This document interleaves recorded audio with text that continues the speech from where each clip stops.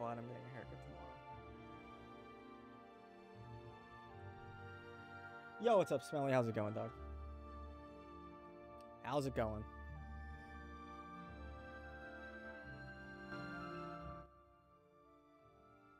What's up? What's up?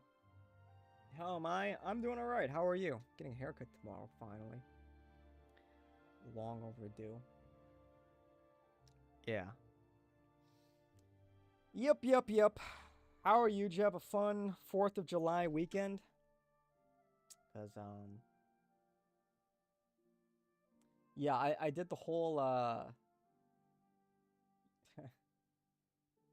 did the whole, like, Navy Pier thing in Chicago. And, yeah, it was just a shit show. Doing good. You're tired putting up a fence right now? Right now, as we speak? You're putting up a fence?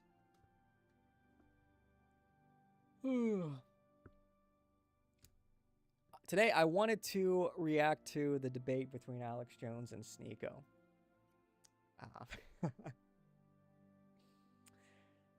Dude, Alex Jones and Nick did another collab today, and it's always gold. Those two together are always gold. No, you meant today? Gotcha. My favorite collab between the two.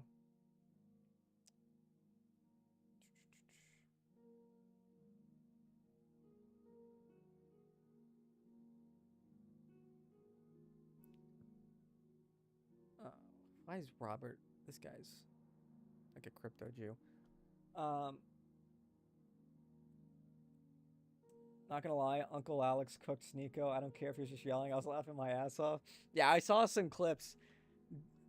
Just, dude, I fucking love Alex Jones, man. Uncle Alex. He's just a berserker, you know? He's like the warrior class, you know? He's the warrior class. He just gets in there. He just fucking pulls aggro. The whole fucking room. You know? Yeah. So he's like the main tank, you know? Alex Jones is the main tank. He just gets in there. He just takes up space. 1776 will commence again. Gut level, you know, like you were watching Beardson react to it? Ah, of course you were. Yeah, so I wanted to react to it too. Yeah, fucking just put this brown clown in his place. So I guess if Alex is like the main tank, I guess that makes like Keith Woods is like the wizard. You know, he's like the sage. He's casting spells from afar. You know? And then I don't know, Nick would be like, what would Nick be? I don't know. He's sort of like, he's like the doing the most. He's like topping the DPS meters, you know. He's like a dual wielding thief or something, you know, like agile, just nick the knife, you know, just getting in there. Precision, critical hit. Yeah. I've been playing a lot of Skyrim lately. I've been playing a lot of Skyrim lately again. That's where my mind is at. So, anyway. But yeah, dude, I went to Navy Pier. It's funny. Nick's story was similar to mine. Booked parking ahead of time, as did I. Just we were driving through Lower Wacker, which if you know anything about Chicago, that's like the roadway that goes underneath. Yeah, it's like underground. They film a lot of movies down there, like The Dark Knight. Dude, it took like 40 minutes to go 4 blocks. It was such a shit show. And then finally get there. We take this boat trip, and we're like running against the clock because it's so fucking packed. And dude, it's like every single tourist was there. every single tourist was out in Navy Pier, I swear. And it was just like third worldism. You know? Got tortas in front of me. Fucking like an Indian behind me, you know, pushing in his little Jeep baby in his stroller. Indians directly in front of me. He fucking stinks. I'm not making that up. Straight up stinks. I'm like, dude, this is hell. This is hell. And there's fog everywhere. So we get out onto the water. Literally, we're like a few hundred meters away from the barge where they're shooting fireworks. Can't see shit. I'm just sitting there. It's like Silent Hill levels of fog. Just like, oh, I imagine the fireworks are really nice.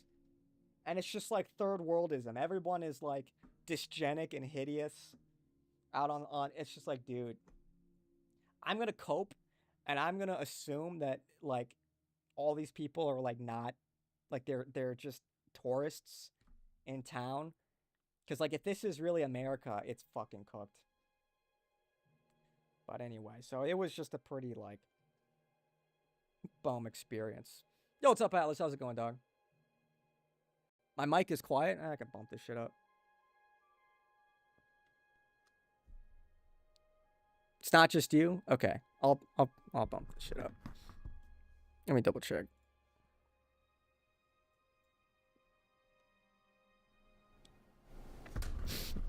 Well, now the gain is super high.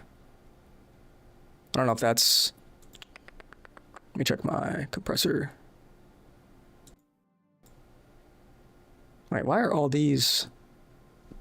Wait, is this what happened? But all my... Is that better? Is that better? Yay or nay? Is that better? Oh, well, there's a delay. Is this better or worse? Because I think all my filters were turned off. That would explain a lot. Yay, nay? That is better? We're good? Okay, cool. How the fuck did that happen? Why did all my filters... Dude.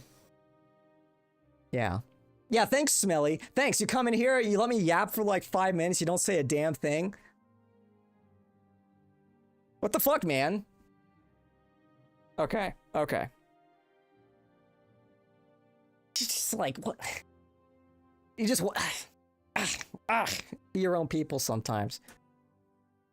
So yeah, dude, 4th, it was like so fitting too. The big 250th anniversary of America. I'm walking down Navy Pier. It's got the whole, you know, on the Ferris wheel, 250 years, and it's just like unrecognizable. It's like, damn, dude.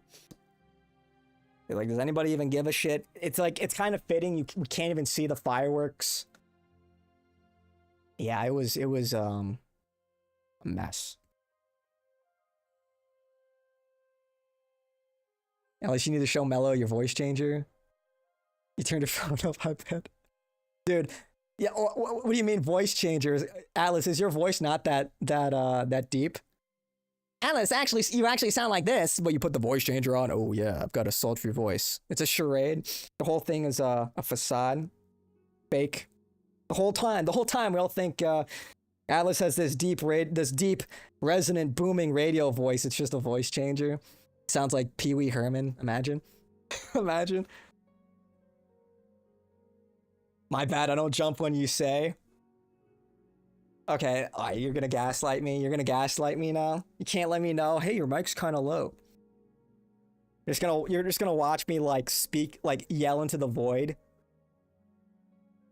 Well, can you lip sync? Can you read lips? So it's not a problem for you. But everybody else, you know, is just screwed over. But for those that can read lips. Okay. You posted another clip? Number 1 clipper? You posted it here?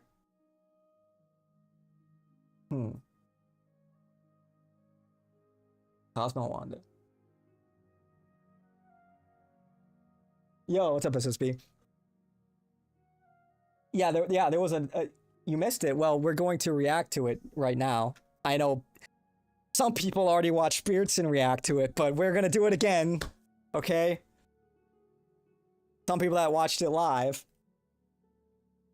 Oh, your YouTube, you'll get the link. Okay, I'll check that out. I need a better way to do that. Anyway. Oh, what's up, Hippo? I see you here too. So yeah, so to recap, SSB, Alex Jones debated Sneako about the whole Islam stuff.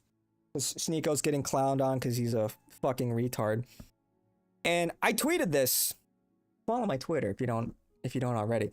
But dude, it's like you cannot ask for like better. Like Laura Loomer, Ben Shapiro, Mark Levin, the entirety of Mossad couldn't come up with like a better, like couldn't they could only hope to be as effective at turning people against Muslims as Sneako just is. Just by Sneako existing and being exactly who he is, being true to himself, he is like turning all of like white America against Islam, against, and at the very least kind of making people a little indifferent to like Palestine, just this whole, because that's like his whole MO. And a lot of these deranged leftist types, they'll say something really inflammatory, they'll like provoke white people, they'll assert themselves over white people or Christianity, and then you say, we don't like that. They say, oh, what are you, a Zionist? Oh, you've got nothing to say about the dead kids in Palestine. It's like, dude, do you not see what you're doing is backfiring? Dude, but like Mossad agents, Unit 8200, they're sitting in their like little computer lab setup. They're clinking champagne. Oh, thank you, Sneako. Thank you so much. Thank you. They're probably elated that Sneako is just brown clowning up the whole timeline. The worst fucking PR for Muslims in like, and I think Keith Woods tweeted this today, since like 9/11. Like 25 years. Just Sneako being himself. Can you fucking imagine? Can you imagine? You're that much of a fucking retard. Crazy. You ever go Mel wanted to check in? Thanks, Alice. Appreciate ya. Take it easy. Have a good rest of your night. Thanks for stopping by. I watched, speaking of which, I watched that, I was in the chat, but, that was a great conversation with Pine Sap yesterday. And that's like really, on a side note, we should all aspire to engage with the topics with that level of depth. When we talk about being the best, we need to have the best arguments, but we need to really understand these issues the best. Be the most articulate, have the best understanding. We just need to be elite in that regard. We need to know what we're talking about. So, like, church theology and politics in general, not exactly my strong suit. So I typically, defer to people like Pine Sap or like Classical Theist, who do better jobs than I could. So. Where's Kumquat? I don't know. Maybe Ice finally got to him. Who knows? That joke is, we're kind of running that joke into the ground, but yeah. Anyway, so I guess let's just get this started, huh? Let's just. I'm a Christian American nationalist, and white people are demonized by the left, by the Red Green Alliance, by Israel and everybody, and I'm sick of it. White people are 7% of the world population. Anglo-Saxons are like 2%. There's no point in just preaching. I am sick of being run over. And everybody that's declared war on us, I'm saying, okay then. You think I declared war on you? And you want to declare war? You think I declared war? Israel. I don't care if you're a Muslim. I don't care if you're a Chicom. I don't care who you are. Well, you want to fight? You fucking got one. Okay, so your fucking games are over. You want a war? You want a crusade? Now don't worry. You're gonna get one, pal. Real time, uncensored, unstoppable. Alex Jones is so fucking awesome. Take a Sneako was shaking in the beginning. The link. You want to fight? Let's go. You better believe you got one. Alex Jones, it's good to finally meet you. I've been watching your work it's been like a couple decades. Well, since I was a kid, I've known about you. Been watching your podcast appearances on Joe Rogan, and now you want me deported from my country. So let's start with that. You challenged me to a debate. Who put Sneako in a suit? Some of the claims you made. Is the audio okay? Monkey suit, huh? Can you guys hear? I hear you loud and clear, Sneako. There's no echo. Okay, so you want me deported from America for exercising my First Amendment rights. You're making the face, the shock face. This is what you said. You said deport now, and then Elon Musk, the trillionaire African migrant into America, who's bringing in tons of H-1B visas. He said, yes, he wants me deported as well. Well, to be clear, I wasn't making a shock face. I was enjoying my iced tea right here in Texas. So I was gulping it down. No, I did say that, and Texan Elon agreed iced with tea. me on that viral post of your viral post. And here's where I stand on that. Obviously, I was saying that more rhetorically because we have separation of church and state in the United States. I've read the Quran twice. It is a battle manual of how to take over the world. So you don't actually want me deported from America? Or you... Well, hold on. Can I listen? You want to do 3 minutes and I'll do 3 minutes because we're debating. I want him deported. Go ahead. No, I want him deported. I mean, here's the deal. Orthodox Islam is expansionist. Orthodox Islam in the Quran promises to take over the world. And we have separation of church and state in this country. And we have people saying every household will be under this. That's not the same as the New Testament saying every knee will bow to God when they finally see God. Okay, so my issue is you're jumping around all crazed doing throat slitting motions, saying F you basically, I take it as America, and saying you will go under this. We're going to take your cities. We're going to dominate you.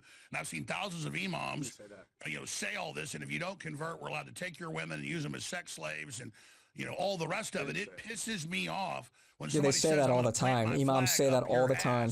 And we're going to dominate you. And then there you are, an American with an American accent saying that. It's even more horrifying. Can I just say Sneako looks like shit, dude? I guess my chat's kind of blocking it. Hang on, let me... Look at bro. He looks gaunt. He looks... people brought this up on Nick's show, but it's true. He looks like he's not sleeping. Like he's got like dark circles under his eyes that I don't think he had before. Bro does not look healthy. I think he's feeling the pressure. I think he's a little stressed out. I think he's a little stressed that everybody's shitting on him and calling for him to be deported. And we've been saying this for a long time. Even, I think Nick said this on last night's show, or maybe the one before. It's like, I've called Sneako the perpetual little bro. He's always looking for approval. He doesn't have a strong sense of identity. He's just this little bro. He's like trying to he's just searching for approval. And that was really his motivation behind converting to Islam. He was obsessed with Andrew Tate.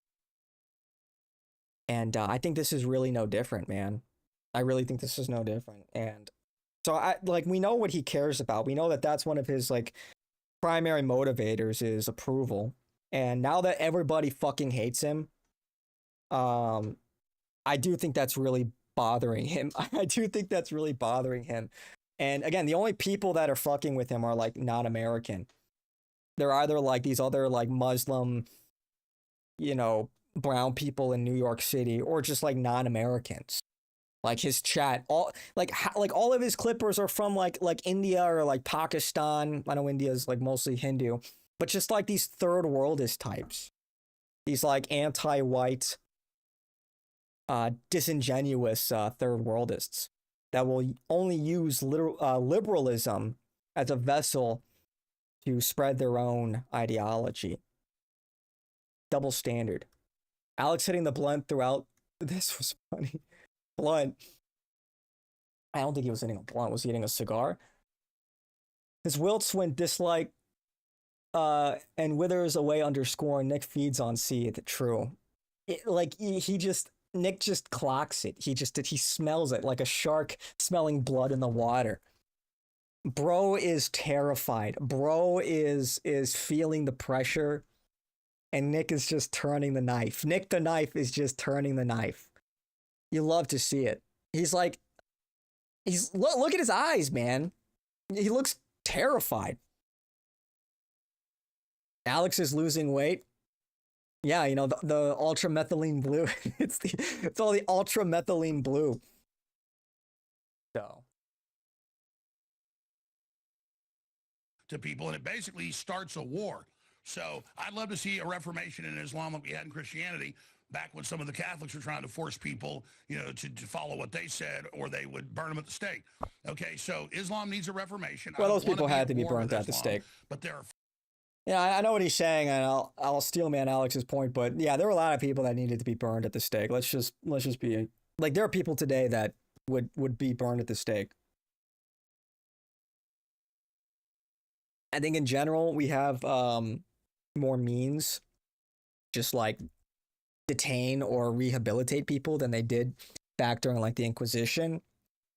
But the spirit of it, the spirit of like getting these like evildoers out of society, I think that was well founded, and I think that we should take note. Not a call for violence, of course, but we need to lock the fuck in. We need to lock in, and enough with the heretics, enough with these other false religions. We gotta lock in. We gotta defend Christ. 50 plus Islamic countries. Most of them are 99% Muslim. There's only a few Muslim countries where Christians can live in peace. Islam is expansionist. That's why I'm against Israel. It's expansionist. It is elitist. It says greater Israel. It sees everybody else as subhuman, at least Ben Gvir and the leadership of Israel. And so I'm opposed to Israel and its expansionist supremacist activities. I'm against Islam's expansionist supremacist activities. And I am against the Chi-Com expansionist activities. I'm against the left's pedophilic Hollywood expansionist dominance, imperial operations. I don't want America to be imperial. I do want America to be imperial. This is where I guess I would diverge from Alex and a lot of other kind of like, maybe recovering libertarians, but I do assert that America is better than the rest of the world. I do assert that the way that we do things is better. I do assert that Americans are better than like the rest of the world. It's who we are. And I think at some point, Alex will probably come around to this position. Like, we are better. We built a better society. Like, clearly, it is not just a matter of, hey, this is how we want to do things. It's like, no, we've clearly built something more compelling. That's why all of these other people want to come here, and they exploit all of our goodwill, all of our high trust, all of the high trust elements of society for their own benefit. And I do believe that, where Europeans colonize, overall, they become much better places. So I do assert that our way of doing things is better. It's more moral. And I am imperialist in that regard. I think America should own the world. Problem is, right now, America is owned by non-Americans. So that's where I would disagree with Alex. Empire is unavoidable. Wait, what would you say? Has anyone backed Sneako? He hates being called out and standing alone. I don't know anyone other than like people in his own circle that are back. Like I think even some of his clippers are even like a-locking him. Like under like clickbait titles, they're just like shitting all over Sneako. Pretty funny. But no, I think he's standing alone on this. And I think honestly for him, it's personal.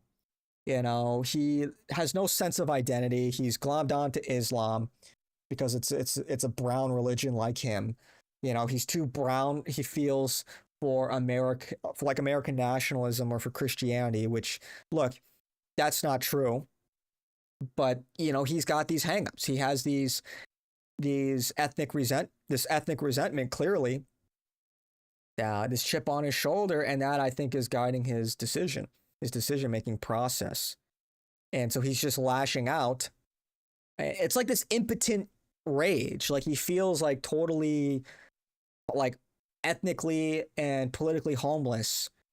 And so in an attempt to feel big, an attempt to feel important, like Malcolm X, he goes out there and says, Inshallah, Islam will be in every household. And it's like, this is him trying to feel big, trying to feel important. And everybody knows he's falling off. I mean, you can look at his numbers. He used to pull like 8 to 12,000 live viewers on like Rumble. Now he's pulling like 1,900. Okay, so he's had like he's at like, you know, a quarter or like down to like, you know, a fraction of his previous viewership. So he's professionally fallen off. You know, he's been called out by America First, by Nick. You know, because he has these hangups, and he's too dumb to recognize that. He's too dumb and arrogant to recognize like he has these hangups. And rather than just like, you know, graciously accept, you know, that ambiguity or that lack of identity and try to like reshape it in a healthy way, you know, align himself with America First, he's like lashing out because he is resentful. He is resentful of white America. He is resentful of Christian America because he doesn't fit into that. And but that's like his own choice. Like he chose to reject that.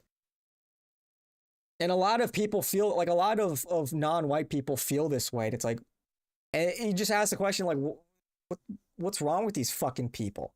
Why can't they just chill?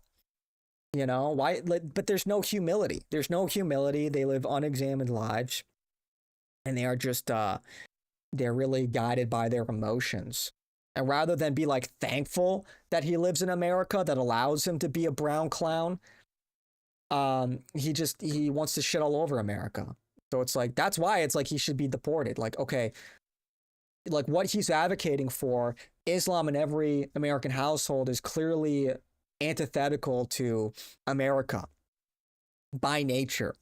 No ifs, ands, or buts about it. Like that is very much in contention with the America that we know, the America that we love, you know, the very ethos of what built America. Both in principle, but also in practice, in reality. Like in principle, like, yeah, separation of church and state. But it was also in practice, of course, 90+% of Americans were white, and most of them identified as Christian or came from a Christian background. So that is reality. And they love to use the founding fathers and say like, oh, like that's what Sneako will turn around and say, well, the founding fathers, you know, they'll use the separation of church and state argument as a justification for spreading Islam in America. Oh, the founding fathers would want Islam in America, or they would have no problem. And that's clearly just not true. It's clearly not true, because just about all of the founding fathers, except for like, you can make the case for one. Which one was it? Was it was it Adams, or was it Jefferson? I think it was Jefferson. That was like exploring, like maybe like different. I think he owned a copy of the Quran. He was like very interested in that. But I think even that's a reach. But every founding father was Christian. And at that point in time, all of the states, the individual states in America had like a state religion. It was more so like kind of kicking the can down the road. Like, well, we don't know exactly which, we don't know exactly which denomination or which church ought to be like the primary church of the country. So we're just going to kind of let people decide. And I think that was a mistake. And I do think that the Protestant nature of the founding of America was a weakness that has led us to this point in time. But that was the logic. Like, if you told them that, like, you would have a bunch of Muslims claiming that America will become Muslim, I think they would dramatically rethink that clause in the Constitution. So, the empire is unavoidable. We are an empire. We're already here. You know, it's almost like, at what point, like, it's not like the line between country and empire, just, it's not like we on this day, we're going to declare ourselves an empire. You just kind of wake up and you realize how much America has influenced the world. And you realize, oh yeah, I guess we are an empire. You know, we may not call ourselves that. It may not be acknowledged, but you could classify America as an empire. And for obvious optical reasons, like, a lot of people refrain from calling America an empire because that has a connotation that they want to avoid. It might hurt diplomacy if you sort of assert American dominance rather than approach it from like, we're going to make a mutually beneficial deal here, right? So you can understand why a lot of people refrain from calling America an empire, especially when they're trying to negotiate with foreign countries. Sneako was on the phone with Dan Kazarian prepping for this. Was he really? No shot he was. Are you joking? This ninja got rug pulled and is left holding the bag. Yeah, imagine. But he's like fucking dumb. Even like, and Myron's brother was like trying to put him in his place. Like, dude, you're gonna like ruin this for Muslims, Like all the chill Muslims that like, recognize America as a Christian country and are thankful that they can practice their religion in peace in America, are like, this fucking guy is. They're like, shut up. They're like, shut the fuck up, Sneako. So.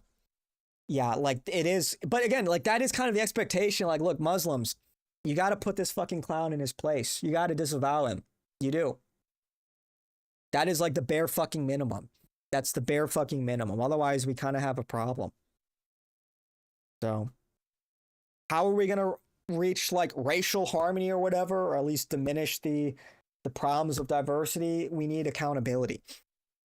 And in particular, it would help if everyone holds their own accountable. But that's a big part of the problem, is that like some of these Muslims just don't. Sneako is making excuses for the Pakistani grooming gangs. It's overblown. Or when he saw that Sikh immigrant stab that British kid in the chest, and the murderer's family helped cover it up. He was like, oh, thank Allah, it wasn't a Muslim, because imagine the backlash. Like, clearly he just doesn't really give a shit about the out group. And so we just, like, if that is the case, we can't be around these people. If these people just don't have a basic level of, like, mutual or respect or understanding, care for people that are not like them, tolerance, dare I say, then we just cannot be with these people. They do not mix. They will not assimilate, and they will only create problems. Insofar as they continue to run cover for their own in-group wrongdoing, and a lot of black people do this too. Whenever it's a black person, like that recent story of this black guy that went on a boat with a bunch of his white friends and like drowned. Like, there are so many black people that like really want it to be the case that like the white people drown the black kid. Like, what the fuck is wrong with these people? That's where their mind goes. They just really want that to be true because they have that chip on their shoulder. They have that resentment. And it's like, have we forgotten that like black people can't swim? Have we forgotten that like, okay, and then you add alcohol into the mix? Like, yeah, that's a terrible combo. It's a tragedy. And imagine how like his white friends feel that he drowned. They probably feel terrible. And so of course they want that narrative to be so true, but they've got nothing to say. They've got nothing to say whenever it's like black on black crime in the hood. Nothing to say. They've got nothing to say. Or they'll run cover when Carmelo Anthony murders Austin Metcalf in cold blood in the most open and shut case of murder. So that's just it, man. If people don't have that like humility, and they're not willing to uphold justice above their own in-group preference, then they're not compatible with our society and they have to go. It's that simple. This is the bare minimum. This is the bare minimum that you apply your sense of justice universally. Your logic must be applied universally in this case when it comes to law and order. Anyway. What's up, Tix? How's it going? What's up, Tix Farmer? How's it going? Let me catch up here. No, I'm 100% serious. Dan was giving him a rundown of what to say. Dude, Dan is such a retarded piece of shit, bro. Yeah, Dan Kazarian is teaming up with Sneako, pushing Islam in America. It's just two Jewish guys, Isn't that funny? Just two Jewish guys. Like, unreal. Like, why would it... So Dan Kazarian is cool with Muslim expansion into America. Is that what we're saying? It's the fucking Jews, man. But it's what are you, a Zionist? It's like, dude, So I'm a Zionist if I don't want Islam in my country. I'm Catholic.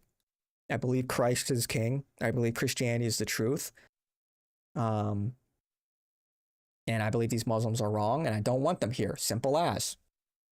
Simple as. Doing good. I'm doing well myself.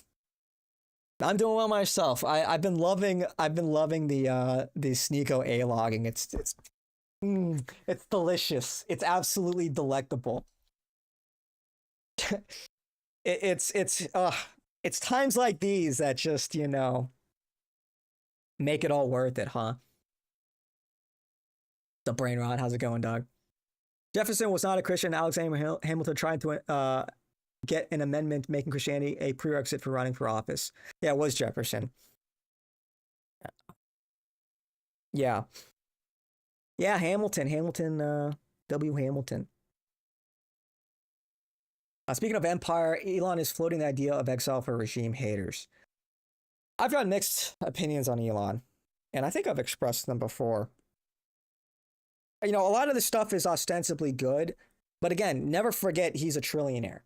And it's like, on the one hand, when he tweets, he pretty much tweets to every single Twitter user. But on the other hand, it's like, we can tweet. I can tweet. Nick can tweet. You've got $1 trillion. Just start up some NGOs, liquidate some of your assets, and put your money where your mouth is. You did that with Trump, but he was self-interested because the Biden administration was up his ass with regulation that was making it very hard for him to operate out of California or to launch his rockets with SpaceX. They were up his ass. They were making it very hard for him to run his business the way that he wanted to run it. And so I think that's how I would sort of view why he backed Trump this time, or in 2024. Otherwise, it's just I don't know. I don't know. I've got mixed feelings about Elon, but I do support him on this, of course. Emotion, a little emotion. He's in hell. Cran eating because Dan Kazarian is helping him. That's just, I can't believe that shit. Only influencers still on Islam bandwagon. Totally got rug pulled. Imagine getting rug pulled on Islam. Bismillah. Alhamdulillah. That's just and don't forget, he was baptized Catholic, so he was on the right track. He was on the winning team, and he fumbled the bag. Bro's just making L decision after L decision. It's insane. It's insane. And don't forget, he actually got a bump in viewership after collabing with Nick. Let's be real for a second. Sneako actually benefited immensely from putting Nick on. Yeah, he got his YouTube canceled, but that was also kind of a badge of honor in a sense. Not saying that you should go and get your YouTube banned, but it gave him a lot of credibility in the space, and he just torched that. It's just it's like an experiment. Imagine you just wanted to give somebody the worst fucking advice possible and just see how they would turn out in life. That's Sneako. If you ever wondered, I wonder if I just today decided to make some of the worst fucking decisions, just I'm going to make all of the wrong choices in life, and I wonder what that would look like. That's Sneako. That's this fucking guy right here. Look at him. Look at him. He's fucking... Look at his eyes, man. Look in his eyes. Look in his eyes. Does this look like a guy with conviction? Does this look like a guy that isn't filled with regret? That isn't broken on some level? Look at his body language. He's slumped over. He's like this. Defeated. This may not be what you guys want to hear, man, but say a prayer for Sneako, unironically. Say a prayer for Sneako. Dog, you gotta log out. You gotta log out for a while and come to Christ, buddy. And just bow out from this. This is not good. This is just spiritually, this is not, I don't think, good for him at all. I think it's clearly having an effect on him. But anyway, from what I heard, the most radical Muslims are the ones in the EU. The imams say the most radical stuff we don't understand because we can't understand the languages. Mainland Europe is probably the most radical, even worse than UK, from what I've heard. Well, that would make sense because like they have a big illegal Muslim immigration problem that we don't have to deal with. At the very least, you could say that most of the Muslims coming in have to go through immigration. So like there's a greater filter. I know the administration's not doing a good enough job, but there is a greater filter. They're just fucking coming over on boats in Europe. So, and they have a much larger population there. So that's what they do. They switch up, in small numbers. Oh no, Anakin, I'm too weak. But as soon as they like go over that threshold, they switch up.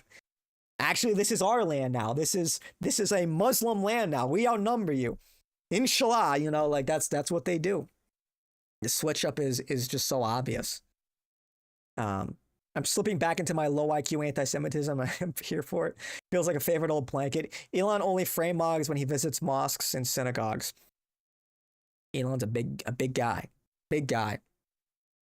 But yeah, I mean, just give my take on Elon real quick. Look, a lot of things I like about Elon. I like that he's this Faustian figure. I like that he's like a genius, like a genius autist, ostensibly.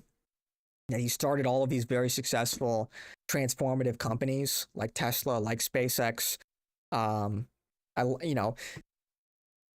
of course, it's like I do believe he's entirely self-interested, and I wonder his angle. Yes, it's great that I'm going to put my little schizo hat on for a second, which maybe this is reckless, but I look at it and it's like, okay, so he owns X, which is the biggest political social media platform in the world.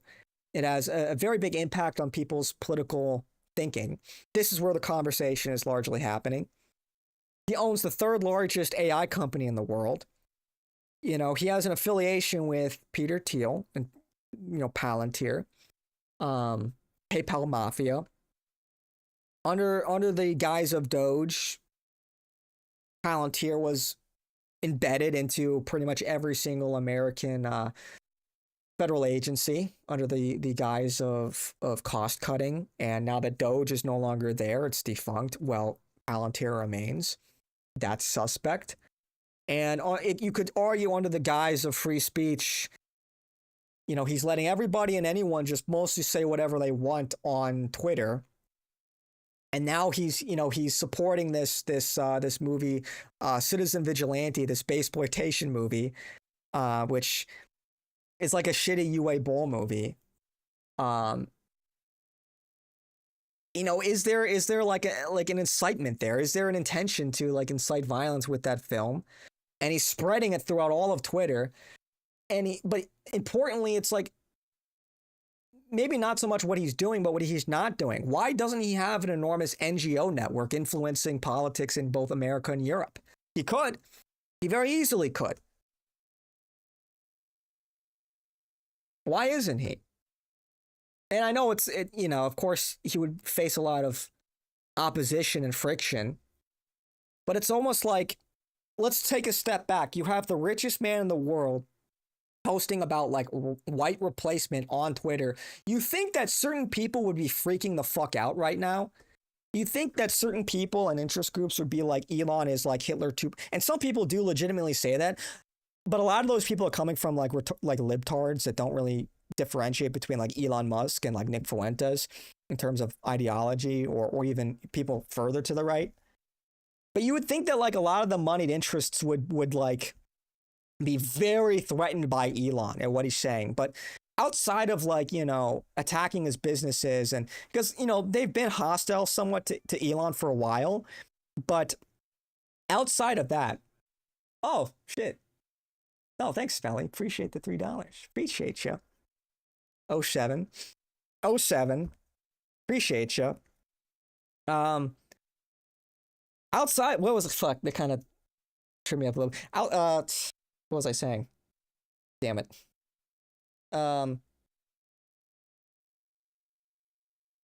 You would think they would view him as like the greatest threat to democracy. Like he's a white, because he's like straight up like white nationalist posting on X. But then, let's not forget that he said anyone that's going to war against H-1Bs or visas, go fuck yourself in the face. It's like, okay, there's some dissonance here. There seems to be, this is not adding up. And I don't really believe that in the last like 2 years, he's had this great revelation. It's possible. But I just think any serious person, especially somebody like Elon, who's a very type A person that just takes matters into his own hands, there were times where there would be engineering problems at SpaceX. And if nobody could figure out how to do it, he would just name himself chief engineer of that project and just like try to solve it himself. You would think that he would just like immediately recognize the problem and diagnose the solution as like injecting money into the political landscape, but that hasn't happened. Why isn't he the George Soros of the right? Why is he instead like putting out these movie, promoting these movies and getting all the right wingers worked up? I don't know, man. If I'm going to put my conspiracy hat on, I don't rule out the fact that, or the possibility that this could be an op of some sort. And never forget that Elon is a defense contractor. He had a CIA handler. He got his start. SpaceX got its start with In-Q-Tel. And, a lot of the people he's rubbing elbows with are from this very suspect milieu. So for the time being, I like a lot of the stuff Elon is saying, but it's just stuff he's saying, it's, what is the point of ascending, of being like excellent if you're not going to use your power to solve any of the problems that you're diagnosing? To me, it's like, what is the point? I can tweet about shit. You can tweet about shit. But Elon has the money. So I guess I shouldn't, be too hostile because he has opened up a lot of opportunities. And I understand he's under scrutiny. But what will it all be worth? And he's tweeted about this. What will it all be worth if civilization crumbles? Because that's what's happening. That's what's happening in America. That's what's happening in Europe. So if he's ostensibly recognized that, where is the like urgency? Where is the political urgency here? That's my honest take. And I know like we probably shouldn't antagonize Elon. I know we probably should try to like chum up to him and persuade him. And I agree with that. But that is like my unfiltered, honest, like I am ambivalent. Yeah, he's doing some good stuff, but that doesn't, I don't think he's like our guy, as he's stated. And I would just ask more of him. Because if he really does know the stakes, then like what is the point of having $1 million if you're not gonna save civilization? I don't know, man. Ari Emanuel hoses off Fat Elon and Rahm Emanuel manages to left. Yeah. No, no, you're good, Smelly. Elon needs to be deported to H-1B India. Alex shoulders are frame mogging Sneako slouch. True. The Christian, white Chad versus the Muslim brown clown chud. Look at this. Look at the curvature, the submissive posture. Look at how much of the frame Alex is taking up. Sneako is trying to take up the least amount of space as possible. Absolutely mogged.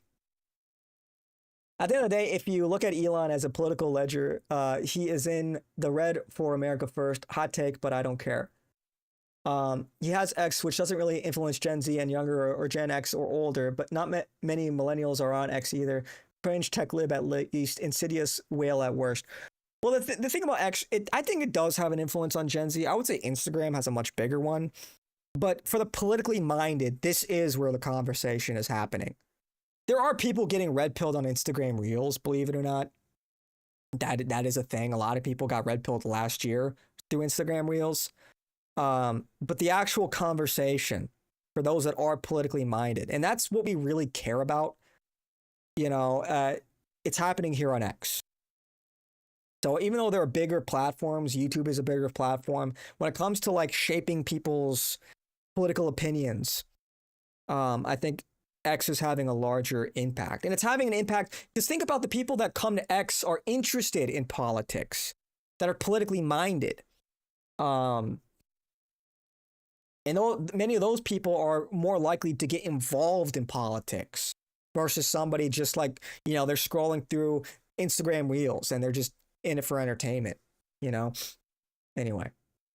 Sneaky, this interview was good. Watched at 2x speed. Yeah, we're only four minutes in. I've been I should all probably these expansionist wars. Even though I keep it didn't like going. Maduro, I said I think we'll probably just put communists back in. Now they want to overthrow Cuba and put the communists back in. So I'm against all of that. I'm against imperialism, not from some leftist angle, but from George Washington's angle of not being involved in foreign entanglements. So that's where I stand on all this. And when somebody declares we're coming for you and we're going to dominate you, I said to Port Piers Morgan back in 2013, it became a national story. Captions whenever are he said, accurate. we're going to take your guns. And I said, if you do, 1776 will commence again. So anybody trying to take my guns, anybody saying I'm going to convert to Islam in all your homes, anybody telling me that they're going to stick their flag up my ass, I'm going to tell them, if you want to fight, you better believe you got one. Go ahead. All right, you said a lot. I mean, what flag? The Never difference between finished this Israel as an debate. expansionist state is that that's a actual country. I have allegiance to America. This is my country. X is Said probably, many things, yeah. and let's stick X to this is, original that is plan. where the You said political deport discussion is now. happening. Where am I going to go if I be deported? Well, I mean, there's 50 plus Muslim countries. You could go to Iran, you go to Sudan, you could go to Egypt, you could go to Afghanistan, you go to any of those shitholes. You could go to Pakistan, you know, where they're marrying 9-year-olds. You could, There's child marriage here in America, but how would I be deported to a country that I you don't? could go to Medina. You go to Medina, and 30 black Right, men but that's could, not ride you. deportation. That's immigration, like Elon Musk coming over here. How would I be deported to a country that I'm not from? I'm born. You would be denaturalized, and then they would pretty much give you a choice. You know, well, negotiate with one of these countries to take you in. That's how. It's really not rocket science. It's really not all that complicated. He's acting like we can't do that. Like we literally could. How can you can't do that? I'm an American citizen. We can change that. Where am I going to go? There are plenty of countries that you could go to. There are plenty of countries. There are a lot of Muslim countries. And I'm sure they would love you and the wealth that you've acquired here in America. And I'm sure that they would accept your immigration status. It's like this rhetorical question is like just stupid because he's acting like it's an impossibility. It's very possible. It's that simple. So, the 30 black men. Born here in New York City. Yeah, I mean, Sneako, my point was rhetorical. Another, mine isn't. Another reason why we need to get rid of birthright citizenship, so people like Sneako have a weaker claim to the country. Saying that we need to deport that ideology and we need to So not submit you don't to it. deport me. You want to deport Islam. What I'm saying is that jihad and dominance of our culture needs to be opposed at every level. I obviously didn't mean literally put you in a cannon like a clown and shoot. Speaking of empire, yeah, put the clown in the cannon. Speaking of empire, Elon is floating the idea of exile. I'm cool with that too. Just get this fucking guy out of here. Get him out of here, dude. This World Cup has opened my eyes to the whiteness and autism of Messi. More of a fan.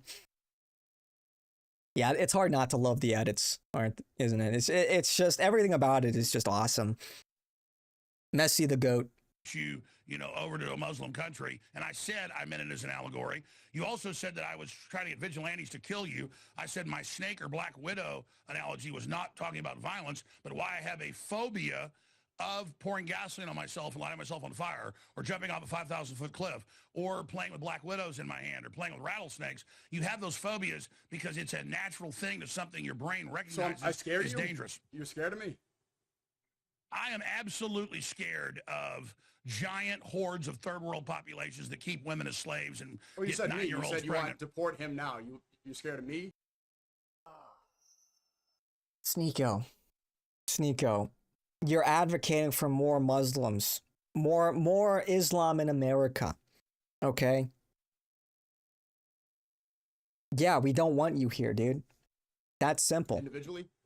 I am scared of being a cuck and laying down to people that declare their superiority and their supremacy over me, and you are following Orthodox Islam and are openly announcing we will dominate you, we will control you. So you follow the Quran. You believe? Well, let's talk about the clip I said. Pay the Jesus, pay the let's tax. Let's be specific about what I said. Head chopped off. Which way is it? Is it in the Quran? I pay the tax, I convert to Islam, or my head's chopped off. Which one is it? It doesn't say that. It doesn't say it. You said you read the Quran twice. It doesn't say that. I can show you 1,000 imams reading the hadiths in the Quran. No, there's three things. The hadiths are not in the Quran. The hadiths, dude. Like, don't you love that? Don't you love that? That's a bad hadith. It's a bad hadith. It's like, okay, well, if you have a bunch of imams, if you have a bunch of Muslim religious leaders spreading these bad hadiths, at what point does it really fucking matter? Okay? Oh, because even if that's like the excuse, oh, it doesn't say that in the Quran. Okay, but these religious leaders are saying it. Oh, it's a hadith. It's not the Quran. Okay, well, clearly a lot of Muslims are practicing these hadiths. So to me, it's really a distinction without a difference. Clearly haven't read it if you think. But they always say that to like deflect. Bad hadith. Then they don't even have to defend it. They just say bad hadith. They don't have to explain it. They don't have to defend it. Oh, you didn't read it. Oh, you don't understand it. Oh, that's a bad hadith. Oh, that's mistranslated. It's like, okay. Like, these people are not arguing in good faith. They have no intention of doing that. And they'll just deflect and dismiss. That's what they do. We love Argentina. Yeah. Yes. Argentina. Or Agartha. Hadiths are the fruit coming from the poisonous roots of the Quran. It's kind of similar when, like, well, let's just get through this. In the Quran. I don't want to pause too much. Because you don't know about Islam, let's talk about Muslim scholars. You're saying Islam doesn't say you convert or you pay the tax or your head gets cut off? Absolutely not. Absolutely not. So let's talk about what I said, because you don't know about Islam. Hey, everybody, take clips of this and then show 50 imams saying it, and then show the hadiths and then show the Quran. Alex, maybe you've seen a lot of Facebook posts, and it seems like you're getting a lot of boomer propaganda. Let's be specific about what I said. What did I say? Because you just made up a bunch of things I didn't say. You said I'm coming to stick a flag up your butt. I'm here to dominate. I didn't say any of that. What did I say? You said we're going to take over every house. I didn't say that. Take over the cities. I said, in Christian language, something similar. I don't know what type of Christianity you are.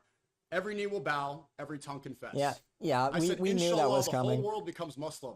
We knew that was coming.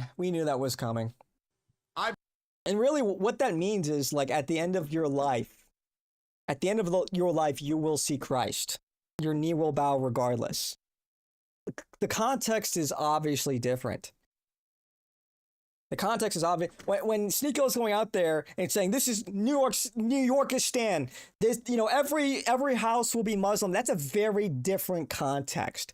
Clearly, he is calling for the spread of Islam. This is not like a statement on our own sort of mortality, in the way that because they love to do that. Oh, every knee will bend. That sounds a lot like expansionism, Christian imperialism. It's like, no, what that means is, like, you can run from it, you can hide from it, but at the end of your life, you will see Jesus. Clearly. It's like, these people pretend like they don't understand context. They don't care about context. But they will simply pretend like those two are the same sentence, that they have the same connotation, the same context, when that's just not true.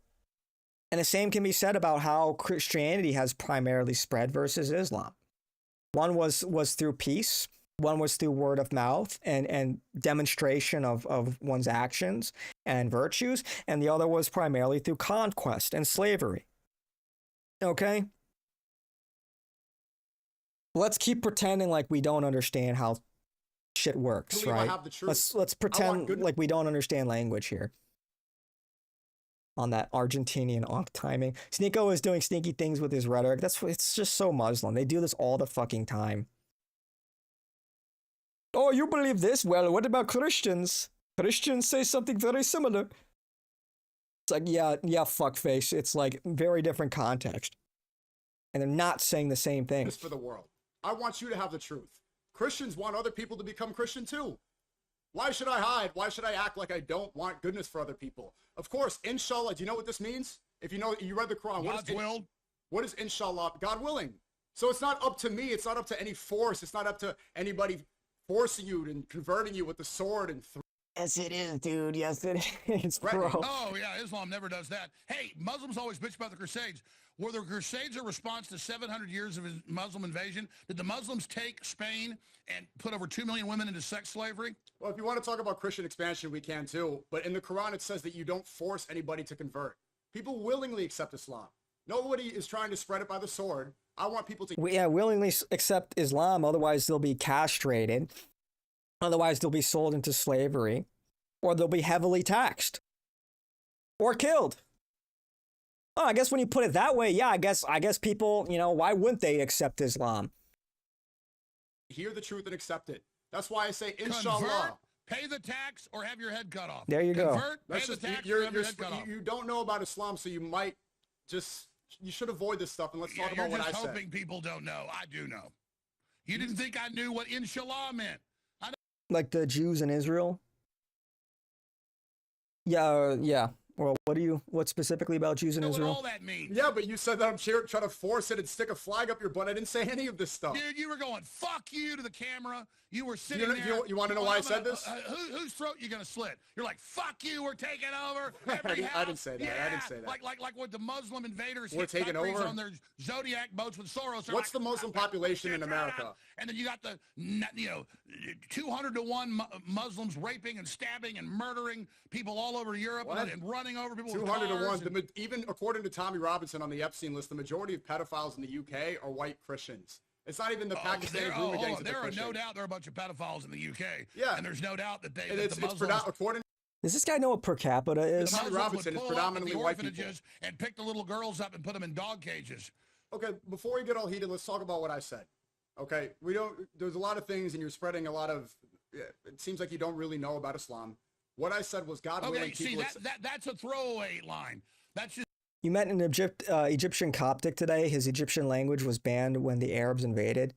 Well, that's another thing. Like, it's, a lot of these Muslims just observe their own countries. Or when they talk about, when they make appeals to, like, your sensibilities, your liberalism, your values, separation of church and state, just let us...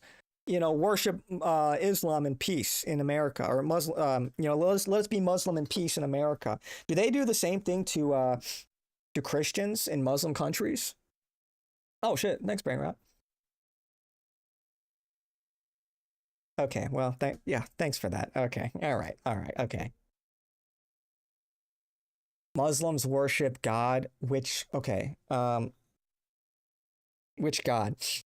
Because I believe Jesus is God. I believe Jesus is God, and Muslims don't believe Jesus is God. I believe in the Trinitarian God. So I don't believe Allah is the same God as the Christian God. I think it very much matters. I think it very much matters that, that's like, to me, an irreconcilable difference. So, yeah, thank you, Brainrod. I appreciate that. Well, Muslims are in charge of taking care of the holy sites right now. Well, where's Jerusalem again? Sorry, wait, where's Jerusalem again? Where's Jerusalem again? And a lot of those holy sites, were obtained through conquest. Damascus, I mean, they had control of Jerusalem for a while. But Islam spread primarily through conquest. But again, it's like, regardless, the holy sites are not really the most important thing in religion, or specifically in Christianity. The holy sites are nice. We appreciate them. We value them. But a big part of the New Testament, the gospel, is that, Christians are the new Israel.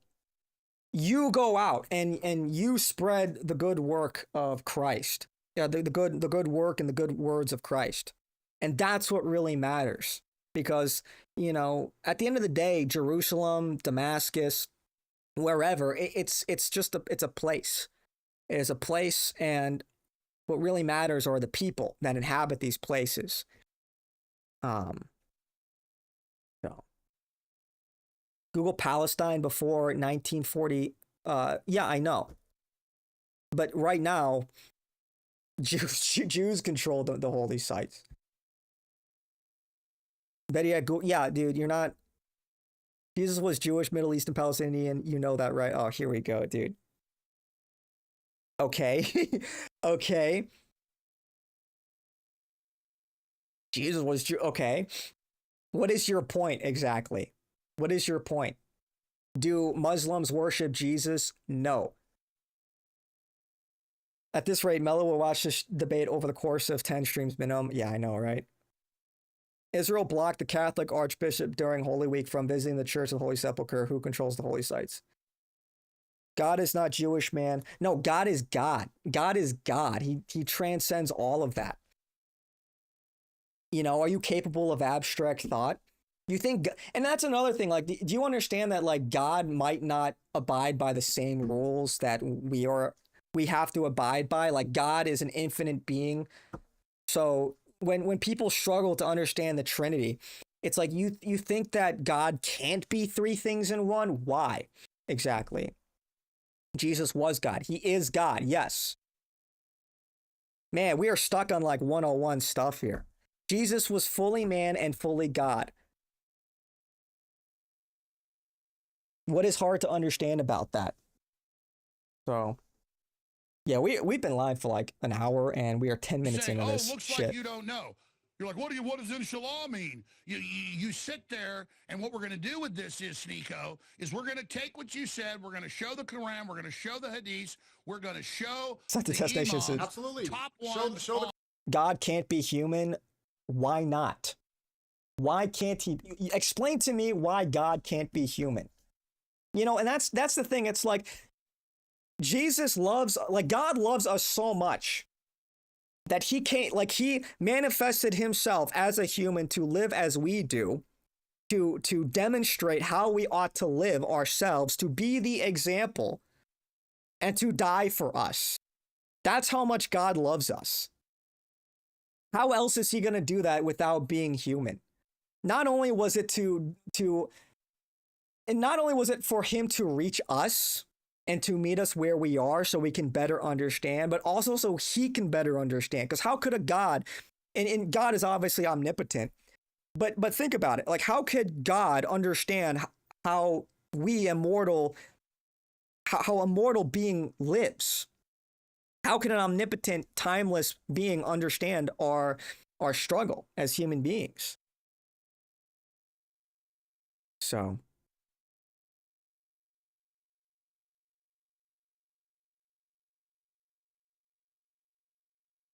like shows, debates, collabs, it's funny because he made us man. Okay, I don't really understand what you're getting. Jesus Christ Almighty.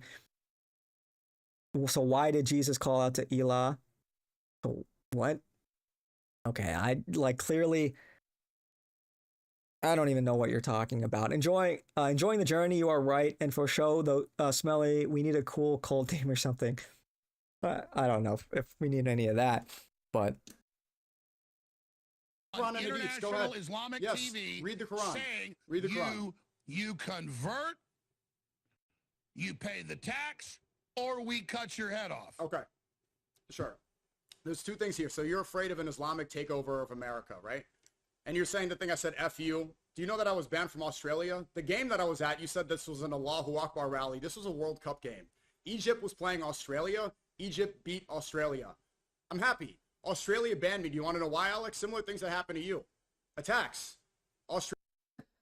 Mello's Legion of the Corporate Army. On the cross, when he died on the cross, he called out to God. Why would God call out to himself? He's calling out to God the Father.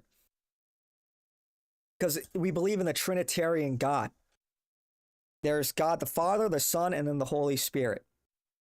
They're all of the same flame. They're all of the same entity. It's three in one. And it's very abstract. It is hard, I guess, for certain people to understand. But again, he is calling out to God the Father, who is up in heaven, and he is there on the cross. And the reason why he is on the cross is, if this goes back to the Old Testament, where previously as a demonstration of faith, people would give sacrifices to God, and that's why they called, the Lamb of God.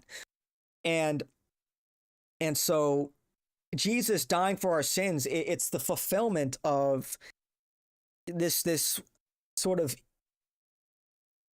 this moral reality, this eternal justice that we must all face. And it starts with like concrete morality. There is a right and a wrong. There are good things, there are things you ought to do, virtues, and there are bad things, vices and sin. And so by definition, heaven is a sinless place. Okay? And so you cannot go to heaven if you have sin on your soul. And the way that this all shaped up was before the fall of man in the Garden of Eden, man was in perfect communion with God. There was no sin. And this is before like death existed. And through Adam and Eve disobeying God, they fell from grace, and that introduced sin into the world. And most importantly, death, because death is the consequence of sin. And so in order to be redeemed, somebody has to die. It's like somebody has to pay the price for the crime. And so like if somebody does a crime, somebody ought to go to jail. And if not, then the wrongdoing falls on society. So Jesus says, I love you so much, I will die for your sins. Is this our first Muslim Bob? No, it's not the first, but it's just like, I hate having like these theology discussions through chat because it's just like the worst format to do it. It is like the worst format to do it. So I just like, I don't even want to go through this like 101 stuff. It's like, if you're really interested in the religion, like you can hear like the Catholic answer for all of your like questions, like your rhetorical questions about like, how can God talk to himself? It's like, all right, there's a very easy answer that could answer that in 30 seconds. Never forget that demonic elites love the book Paradise Lost. If you know, you know. I just meant chatter call for OGs. Yeah, I hear you. I mean, we do have the CIA gang already. Yeah, true. An atom is one particle, but has three parts, kind of like that. Yeah. Yeah, I mean, that's another good analogy. Then don't ban and move on. Jesus did not experience reprobation as he himself had sinned, but in the redeeming love that always united him to the Father, he assumed us in the state of our waywardness of sin. It's like the best analogy that I've heard, like in terms of like law and order and justice, is like there was this case where this woman was speeding and she got caught speeding and she was taken to court. And the judge gave her two options. Like, okay, well, you can go to jail or you can pay this like $600 fine. And so naturally she chose the fine. Well, the judge took off his robe, put his gavel down, went down next to her and agreed to pay her fine for her. He took on the burden of the speeding ticket for that woman. Well, it turns out the judge was, also her father.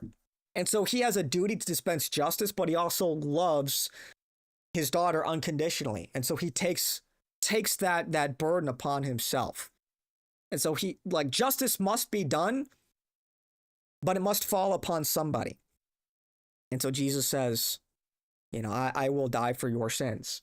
I will, pay your speeding ticket, your metaphorical speeding ticket. And all you have to do is just accept that, accept me. And easier said than done. You have to like actually put effort into live a Christian life. But that is the gist of it in like a 30-second rundown. So.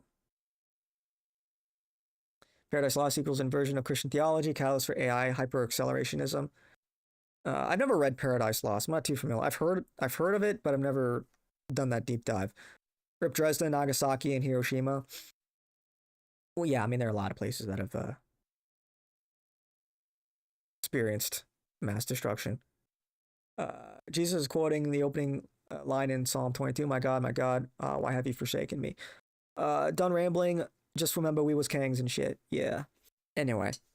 Really banned me. They said I was too Just try to get through anti-Semitic this. and I was too critical of Israel. They listed a bunch of reasons in an email saying that I criticize and that I'm anti-Semitic, and they revoked my visa. So when Egypt beat Australia, I'm like, no. It's too bad because the government applied pressure. The news was all upset. And I have a personal vendetta with that. That's what that was about. I wasn't here trying to threaten you. If you were scared, that wasn't my intention. I wasn't trying to scare you. Second, if you think there's an Islamic takeover of America, what is the majority of the immigration coming in? Because you spent your career talking about globalism. What's the percentage? It doesn't even fucking matter, dude. It doesn't even matter. If Muslims are going to be antagonistic and they're not going to approach this with humility and recognize like maybe Christian Europeans don't want to live in a Middle Eastern Muslim country. If he had approached it that way, then maybe he would realize like why what he was doing or advocating for is antagonistic. So, going Roman salute till I died. The sting of death is sin. The strength of sin is the law. But thanks be to God who gives us the victory through our Lord Jesus Christ. Yeah. It's always kind of a hassle. And Hippo, you've been here for a while. Trying to like debate theology with chat, it's my least favorite thing because there's this latency. It is asymmetric. I'm talking to text, I say something, I wait, I have to interpret the text, the tone. It's never, I just don't think it's like, the format is never conducive to like a good conversation, I've found. He doesn't get it. Our view is a Muslim moratorium with elite outlier cases. Yeah, I mean, I suppose it's just like there's an unwillingness or an inability to empathize with people that differ from him, I suppose. And maybe it is just an IQ thing. You just can't think abstractly why Christians would not want to live in a Muslim country, and, New York is like an example of that. There's a lot of Muslims in New York and they take up space. How do you think Christians might feel about that?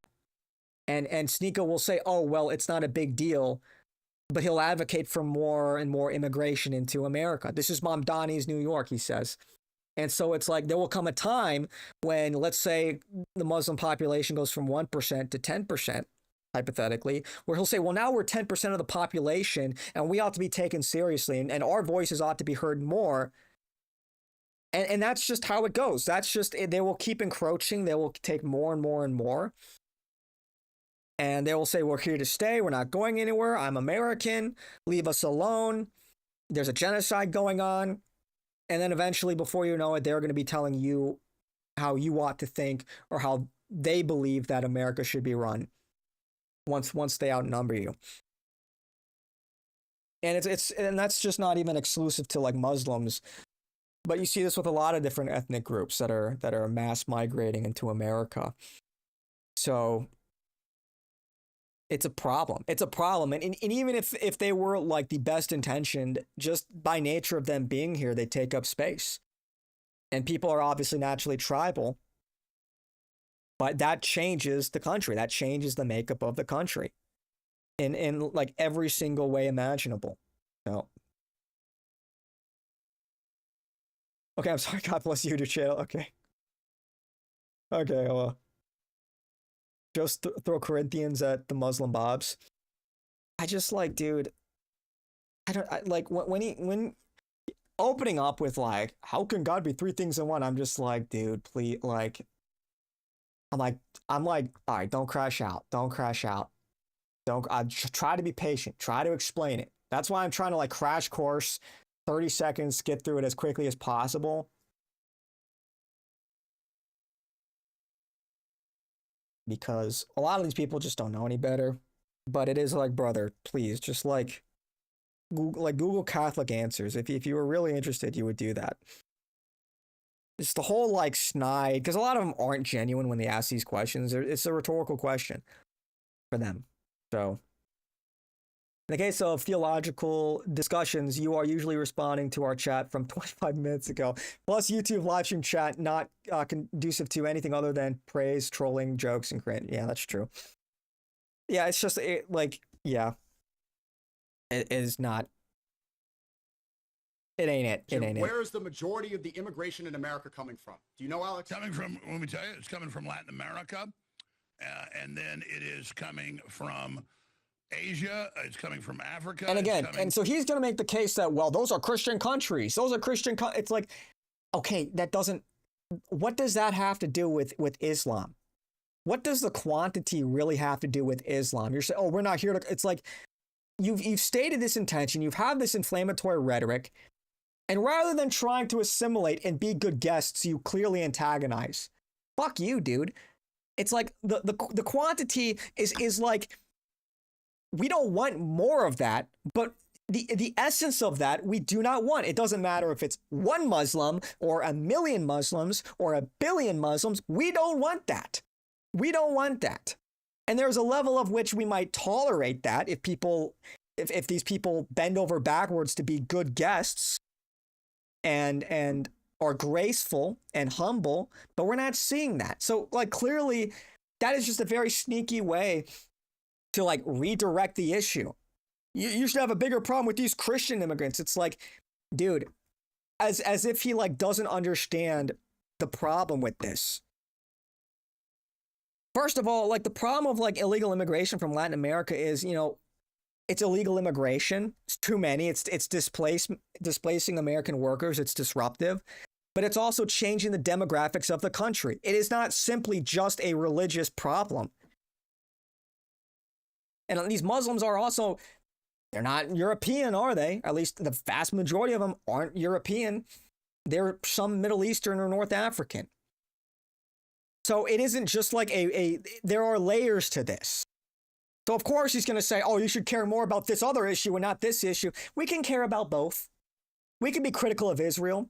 We can be critical of illegal immigration from Latin America. And we can also be critical of Muslim interlocutors like Sneako being antagonistic towards, Christian America. We can actually be opposed to all three of those things at the same time, buddy. So it's so exhausting. These fucking arguments you hear a million times. It's so exhausting. It really is. Got me looking like fucking Sneako over here with his like the bags under his eyes. Look how exhausted he looks. That's how I feel. Like he looks like shit.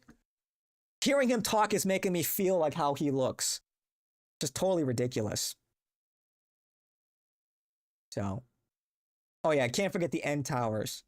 The M-Goat messes up. Yeah, I saw that yesterday, the tomato emojis. He's the goat of other things. Like Canadian currency. Always looking for good YouTube music mixes to listen to in the background. If you try listening to etheric era music mixes, it just sounds like sand soaked in blood, unironically scary and weird. It's bizarre. Grape Sneako. Grill Sneako.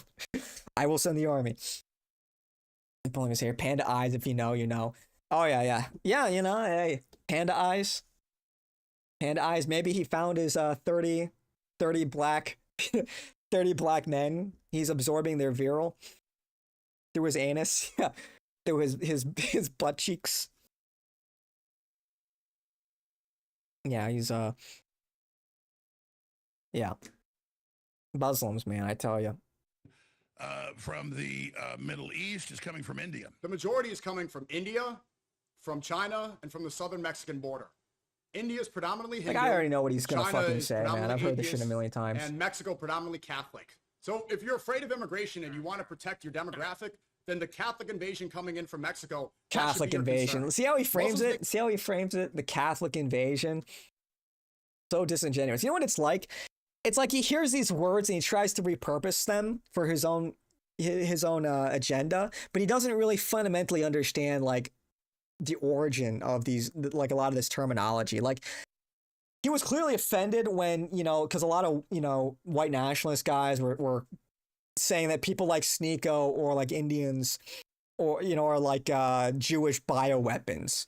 And he goes, actually, white people are the real Jewish bioweapons. Look who's doing the bombing in the Middle East. It's like, okay, clearly you don't understand what was being said with that argument through the dilution of the gene pool, through the changing demographics. Like, that is what was really meant by bioweapon. It is an attack on like European countries biologically. So this fucking idiot doesn't even understand that because he's stupid, but he just hears it and repurposes it. It's like, actually, no, you. Oh man. There was some other thing he did recently too. He was saying like Alex was chimping out, and it's like, really? Really? You know the monkey comments are getting to him. You know the banana, Sneako needs a nana memes and jokes are getting to him. It's just like it's like a Uno reverse attempt. It's so juvenile. It's so juvenile. It's so uncreative. I'm just gonna say the same thing that you're saying to me. It's like, it doesn't work that way, buddy. It's like, it doesn't work that way. Like, you resemble a monkey. Look at your ears, bro. Look at your ears. Okay? And why do people say chimp out? I'm not gonna explain it, but you guys know. You guys know. Alex Jones in a suit on a professional broadcast getting animated. 76, world commence again. It's not the same as like people crashing out in a fucking Waffle House, Clearly. So he's getting real close with Muhammad. Yeah, I guess, look, he's following his prophet. Brown skins get raccoon eyes as they age. I think a lot of people do because the skin, I mean, if I'm just going to drop some knowledge here, the skin around your eyes tends to thin. It's different like if you're like from like that kind of background and complexion, like it's like your whole eye, but in particular it's not uncommon for people to get like darker circles under their eyes because the skin is thinning and so it exposes the blood vessels. The more you know. But yeah, there are different types of like dark circles around the eyes. You have like anyway, I don't want to get sidetracked here. Nick takes our Mexican insults and throws them back. Sneako panics. Yeah, Nick will rage bait and just say like, yeah, well, Mexicans are more based than white people. Obvious bait. And there's the kernel of truth there. Because white people they need to work really hard to uncuck themselves. Let's just be real. White people are pretty cucked right now. We all know that. Mexicans, because like Mexicans don't have that same level of like ethnic propaganda against them. It's like instilled shame that white people have had. But anyway. And then like all like the Nat sock guys, all the wig Nats go crazy. I'm based. You're Mexican. You're brown. I'm based. It's like, dude, not gonna make it. Falling for like level 1 rage bait. Level 1 rage bait. Mission failed. We'll get them next time. Like people just like can't take it, like banter. What happened to like banter, dude? Holy. Bro, I just learned that Einstein stole his theory from Henry Poincaré, the most genius Jews ever working at looking at the patent. Was looking at patent with her cousin/wife. Yeah, I heard something about that. I like Einstein was a fraud and he was like doing incest or something.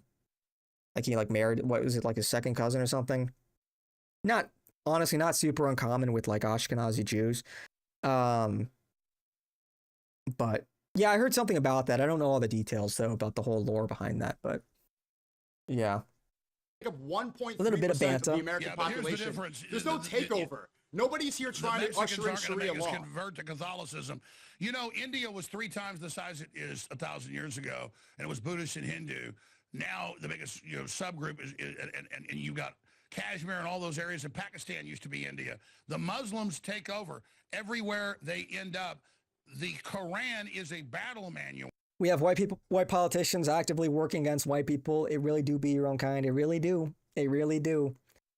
It really do, man. That's like the harsh And white people, most white people don't like to hear that, but it's true. There are a lot of white liberals working against us, and it's a problem. And it reminds me of like, there's another story in the news, like Xbox. This Indian woman CEO just laid off a bunch of like I think it's up to 4. Is it up to 4,800? But it was like initially 3,200 Xbox employees. Like closed down a bunch of studios. I have an ambivalent take about it, but ultimately, like, yeah, I'm not a fan of that on principle. Of like, Indian woman comes in that was appointed by the Indian CEO of Microsoft, and then lays off a bunch of Americans. But I'm ambivalent because, dude, a lot of those studios fucking sucked. Let's just be real. A lot of those studios put out games that were like woke and all that nobody wanted to play, and Microsoft was losing money. They're like all West Coast devs, and they're people that like would probably hate my fucking guts. So at that point, like, well, if any Americans are going to get laid off, those people deserve it the most. So rare Indian woman CEO W? Rare Indian CEO W, dare I say? Dare I say? And those people would make it any other issue other than like, one of ethnic resentment. But yeah, obviously I don't want an Indian woman running Xbox. But she's also like kind of putting like Bethesda and Obsidian on notice. Like I think she's like greenlighting a new Fallout title from Obsidian, who made New Vegas. And if you've been following this stuff, maybe you don't give a shit, but like people have been asking for this for a long time. Like essentially since New Vegas, like, hey, why doesn't Obsidian just make the spin-off games from Bethesda? And they just bounce back and forth every iteration. And she really wants to push, the next Elder Scrolls game out, which the new leak says it's still 2 to 3 years out, which is fucking insane. Like I'm playing Skyrim again for the millionth time because a mod list I enjoy was updated, and it's a really good one. It's called Lorem. And I'm just like, dude, this game came out 15 years ago and it's peak. It's still peak. Anyway, I don't mean to get too derailed here, but yeah, a lot of those devs, a lot of those like white devs are like totally fucking woke and cucked and are the problem. One of the devs that got laid off was like a narrative guy at Obsidian and said like, we really need more black people.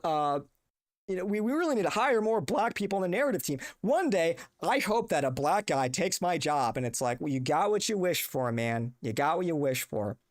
Damn high 2028, imagine. New Vegas too, sheesh. Imagine. But I maybe I'll say this for a little bit later, but like my opinions on like the next Elder Scrolls game, it's like I'm really not super optimistic. They have an opportunity to make like the best fucking game ever made, but I just don't think they got that dog in them anymore, But we'll see. We have our own white parents working against their own white children. It really do be your own kind, true. Yeah. I'm gonna let this play. I'm gonna run to the bathroom real quick. I imagine I'm probably not gonna miss anything too important. I'll be right back. Run everybody out. Take over the next town. You denying you're avoiding the real question. Is there a real threat of Islam? So I'm gonna ask you again. You didn't answer my question. I answered yours. Were the Crusades a response to 700 years of Muslim invasions of Europe? It was conquest back and forth between different empires. No, it wasn't conquest back and forth. The Eastern Empire of Rome, Constantinople, fell, 600 years ago or whatever. That was Muslims with giant cannons that they bought from Eastern Europe. This is a false equivalency. There's no caliphate right now. There's no Muslim. What Muslim empire is going to take over America? Where's the caliphate today? Where's the Ottomans? It doesn't exist. You're saying that they're going to stick. Let me explain what how this flag works. are they going to stick up your butt? My family background is Protestants, okay? Okay. So on my mom's side of the family, the Greshams, who went back to England and then eventually the stock exchange, a bunch of other stuff, but they were Christians that came over here, and then they owned a bunch of stuff and were rich in New York. And they met with Andrew Jackson when he was president down at the Hermitage in Tennessee. All right. And he said, I want Western expansion, be after I'm out of office. And he said, I want you to, because you're volunteering, I want the Gresham family to sell your holdings, bring in, they accepted the plan that they came up with. My ancestors engineered the Texas Revolution. Took them 10 years. They came in with 2 ships at Galveston, had shootouts with the Jesuit priests. A bunch of people got killed. One of the ships got taken. The other ship got in. They went up the river to Washington on the Brazos, started bringing in Protestants out of Tennessee, Alabama, and Virginia. Took them 10 years to set up the operations. And then we basically started a fight with their dictator, Santa Anna, a decade later and launched the war. So that's what these Islamists are too, is they're coming in as the foot soldiers to prepare the way for the takeover. And the government of Islam is Sharia law. The government and of they're Islam. pushing their Sharia law. Which government? That is the governing system within the Shiites and particularly the Wahhabis. That is 80% of Those Islam. are completely different. Wahhabis and Shias have nothing That's in what I common. just said. I just said. The I know. the Shiites are government. 19%. So you think Iran? The Shiites are 19%. You think Iran is trying to take over America? The Wahhabist Sunnis are 79%, and then the All rest right. 2%. I'm back. Are you guys trying to build an end tower? Wow. I'm so surprised. IDK, Todd Howard, at this point, that's all that needs to be said now to know what to expect. Yeah, dude.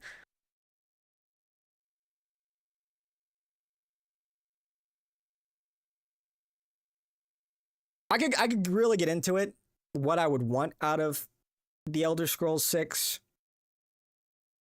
how awesome it could be versus what I think we're going to get. So to set my expectations really low, I'll just say at least just create a good platform for the modders to just make it not shit, you know? It's really the modders that have are the reason why Skyrim still gets like 30,000 players every single day on Steam. A 15-year-old game, 30,000. Like, that's pretty crazy. Single player game, by the way. So I don't think any of the original Obsidian devs for New Vegas will be involved. I think that Chris Avallone he's the lead writer. So if he's still there and he didn't like become retarded over the last 15 years, then there's still hope. But, you know, I think I didn't play it, but I heard, what was it? The Outer Worlds 2. I played the first one and I liked the writing, actually. I thought it was pretty good. It was actually one of the few games I actually wanted to exhaust a lot of all the dialogue options because it was, I think, pretty well written. But I heard the second one was not so good. So we'll see. You know, again, it's like it's not the same team. This is not the same Bethesda, for example, that made Skyrim. So, you know. Bro, I'm in the U.S. at the moment, and Indians are all over Irvine, which was a white affluent suburb. It's so sad. They are enjoying our perfect climate and cleanest cities while most of us swelter. Yeah, dude, it's absolutely cooked.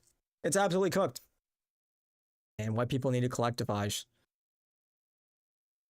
I played New Vegas for a total of 20 minutes. I took the short way to Vegas and learned the hard way. You fool. You fool. You looked at the map and said, why do they say I should go this way when I could just go this other way? And you find out why. And then you find out why nobody takes the shortcut. Then you find out the fucking hard way when there's like 20 Cazadors raping you. You're getting fucking raped by a bunch of like mutant wasps. And you're like, oh, yeah, okay. We'll go the other way. Yeah. You know, building towers, what happens when, yeah. I bet it's just, no, dude, no sleeve. Yeah, pronouns. Yeah, the whole pronouns, I'm just like, so honestly, Asha Sharma, if you could hear us, please, whip these white folk into shape. No more like fucking gay shit, man. Honestly, none of that stuff. It's bad for business. It's bad for business. Though if the chuds are right about one thing, it's that the woke slop is bad for business, dude. Okay? So maybe that's what we need. Maybe that's what we need. We need like a brown woman who can pull the DEI diversity card to say, yeah, put no more diversity, no more of that fucking shit in the game. Maybe only somebody like that they would listen to, you know? Maybe then she could be shielded from like, you know, criticism. Like, homophobic or like whatever criticism. I'm not holding my breath, but you know what I mean. He didn't say, okay, come on, guys, come on. I did say what I said. Whatever, man. I bet fucking Arc Raiders is dead. What, it has like 30,000 players or something. Yeah, it had its time in the spotlight. You can still play it, but if you weren't there when the game launched, that was when the magic was happening, when people were figuring the game out. And it was kind of like, oh, what's going on? What's this game about? What are these big clankers, It was fun. It was a lot more cooperative. But when people figure out the gameplay loop and there's no more mystery, and then it's just like kill on sight or whatever, which I don't mind, PvP in my extraction games, of course, but it just got played out like most games. But yeah, but then the devs just couldn't keep up with the cadence. They couldn't put out enough content to keep people interested.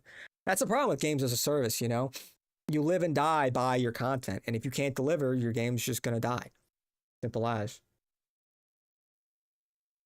I love the Jews so much. I really hope Elon could find a better planet. That's crazy. Saturn, yeah, Saturn. Send them in the sun. That's crazy. No more hair dye and gay sex. Yeah, that would be nice. Like, I'm at that point where I'm like, dude, if it can just be on the same level as Skyrim. Like, Skyrim had like the strong female characters, whatever. It's, oh, you don't like the sight of a strong Nord woman.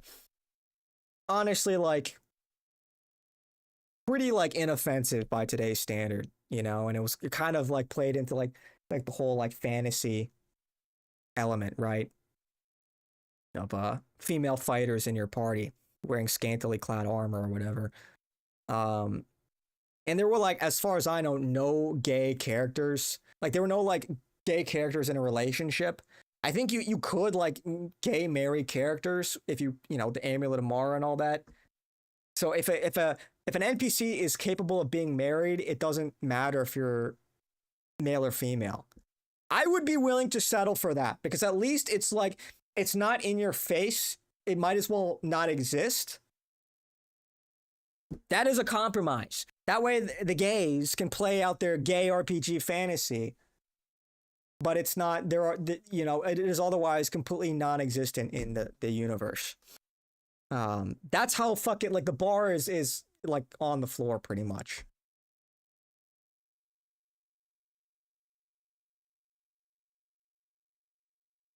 Like, you pragmatism, but I think you're wrong though. The Chuds are right about everything, but they obsess, don't create anything, and are unable to curate.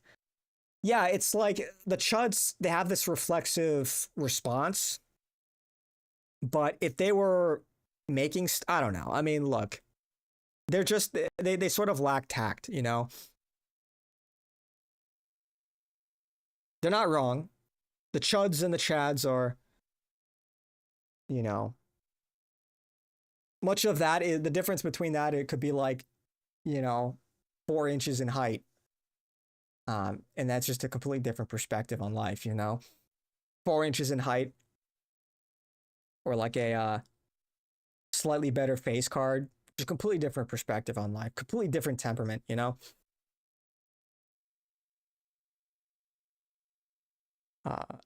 Nord women are supposed to be slightly cringy like that.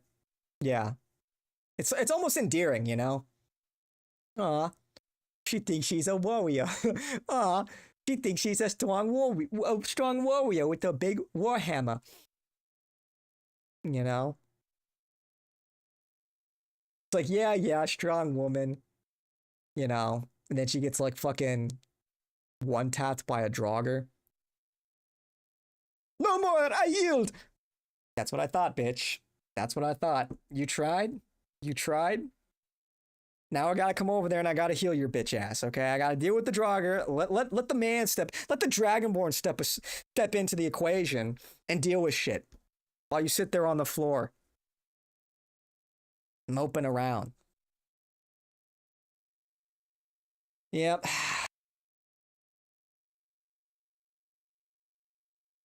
AJ could knock down Sneako in the ring. Dude, he could fuck Sneako up. AJ's a tank. Look at him. Look at him. He's a fucking tank. He was a bodybuilder at one point, back in the day. He was a heavy lifter. Could never get a good headset. So I never got into PC games. After 2 or 3 headsets that wouldn't work, I gave up. Well, you got to buy a quality fucking headset. Come on, man. There's a solution for this. It's like, you know, buy a good headset. I couldn't get into it because I couldn't get the right headset. It's like, what are you buying? Are you buying the fuck? Are you using like the free headsets that like American Airlines used to hand out? This thing sucks. No shit. Get some quality merchandise. Get some quality peripherals. What are you saying about Norwomen, Edward? Tread carefully. Milk drinker. Don't you think that never made sense to me? It's like, wait a second, don't you think they would be drinking a ton of milk? That lore never made sense. Because look at Holland. That guy's a fucking machine. And he drinks like raw milk. He's a big milk drinker. And he's big and strong. But I guess, then again, thematically, Nords are also dumb. So maybe that's what it is. You'd think they'd be drinking milk like crazy. Like an all beef, milk, and like broccoli diet. And they would just fucking crush everything, you know? Whatever. Earth to Sun, the average distance is about 149.6 million kilometers. What are we doing here? Well, okay, we're doing calculations on where we're gonna launch certain people into. Okay. Oh, Edward, you'll maybe get it someday. Yeah, the homosexual relationships were the only for weird people to RP, didn't affect gameplay at all. They're always convinced they're one of the boys, and silly things like tread carefully. Exactly, Mello gets it, it's endearing. Yeah, and then they get their ass kicked, and it's like, you know, they get the strong Nord women shit knocked the fuck out of them, and then, you know, and then they bake me sweet rolls, you know. Yes, the cult of Saturn. Yes. Like the idea of sending them home. Elites who worship Saturn and that energy. Well, elites, specific elites, you know. Oh, video game Nord voids gotcha. I rescind. Yeah, we're talking about the Nords. I'm getting annoyed now with shows that have a good first season, and then season 2 they always hit you with all the woke and gay self-insert agenda. Is it that bad that they switch up like that? Yeah, I mean, most TV nowadays just sucks, you know. Ugh. Yeah. Raw milk is the wave. Yeah, I guess, was it good? Was it like vitamin K that it's heavy in? It's good for growth hormone, human growth hormone. Seen Lydia pull some badass moves though. I think it's just a way to call someone a baby because Nords are supposed to drink meat and stuff. Yeah, I know, but it's like you would think that they would embrace the milk. I have a weakness for cheese. When you say weakness, like you like to eat it or like you can't eat it. So. Milk Diet as a Remedy for Chronic Disease by Charles Sanford Porter. I don't really have a strong opinion on raw milk. I know I've like heard like some of the esoteric arguments, but I haven't like really looked into it. The whole Rothschilds thing with Israel and the raw milk, that I don't know. I don't have a strong opinion. I haven't looked into it. What do you think about Luke Wilson having kids with a 24-year-old, 30-year-old age gap? W? Drink goat milk? Where's M goat? Is Alawites. Pause. Wait. I didn't mean it like that. For the groups. I know all that. Okay, where is that happening? Where is that spreading in America? In other groups of Islam. What I'm saying is, in both major branches of Islam, but particularly in Wahhabist, it is the Sharia law. Pasteurization kills the good bacteria. Something like that, right? It's like good for your gut biome, the raw milk. Oh, true. Maybe Nords just eat tons of cheese and processed dairy. It's literally everywhere in Skyrim, yet nobody seems to drink milk. Maybe it's just from the down cheese. to the local imam that is the governing system of Islam. Okay. So is Iran. It is the Islamic Republic. What the is rulership is through Sharia. What is Sharia law? What is Sharia? What does that mean? Sharia law is the governing What is- system what is- of what is- Islamic control what does Sharia and the mean? three forms of jihad. What does Sharia mean? Do you put milk in protein powder? I did that to gain weight in the gym when I was skinny. Yes, I put milk. My protein shake usually consists of 2 scoops of whey, a bunch of milk. I don't measure out the milk, a banana, some honey, and sometimes some other assorted fruits. That's my Sharia protein is shake. is the Islamic law. It that means is law. being- Sharia Yeah. means law. What I That's just In Oh, Sharia it's all law, good. Yeah, if you're a it's- Muslim You and you keep live, trying to act like I don't know about Islam. Yeah, I know all sure. about it. Yeah. First off, let me I explain. nailed every one of your little factoids. No, you didn't, because Sharia means law, and What under I said it's the Islamic law. You just Okay. said, Sneako, Sharia- when I said it's Islamic law, I'm wrong. It's bullshit. okay, relax, Alex. We're just getting started. Sharia means law. Under Sharia law, Muslims are supposed to follow the law of the land. Nobody here is trying to change the Constitution. And I love eating cheese. I was tempted to buy some milk goats, but I would overindulge. Leave those goats alone. I don't know what you're intending to do with those goats, but you sound like you're up to no good. Western A Price diet is the best diet, just high maintenance and somewhat difficult to source food sources. Yeah, that's like a big problem, I get. It's like, where are you going to find a lot of this stuff? Where are you going to find raw, unpasteurized milk, you know? I don't know. I like milk a lot. in fact, it seems like you are, because you think that I should be deported for exercising my First Amendment rights. We have freedom of religion here. You are either you're super ignorant. We or have lying. freedom of speech.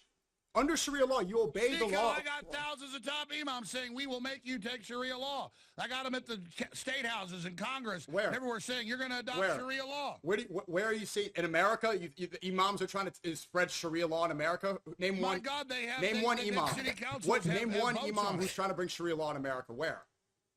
Oh, that's ridiculous. Nobody Name one. here is- Live on your- Nobody here is trying to change the Constitution. The world's most disingenuous man. That's what, you know, they just speak out of both sides of the mouth. It's just, if you've been in this space, you've heard a lot of these arguments Sneako is making. A lot of these arguments. It's just so tired, so disingenuous. Nobody's trying to do anything. Oh, okay, yeah. But look at New York City now versus 50, 60, 70 years ago. Okay, it's like unrecognizable.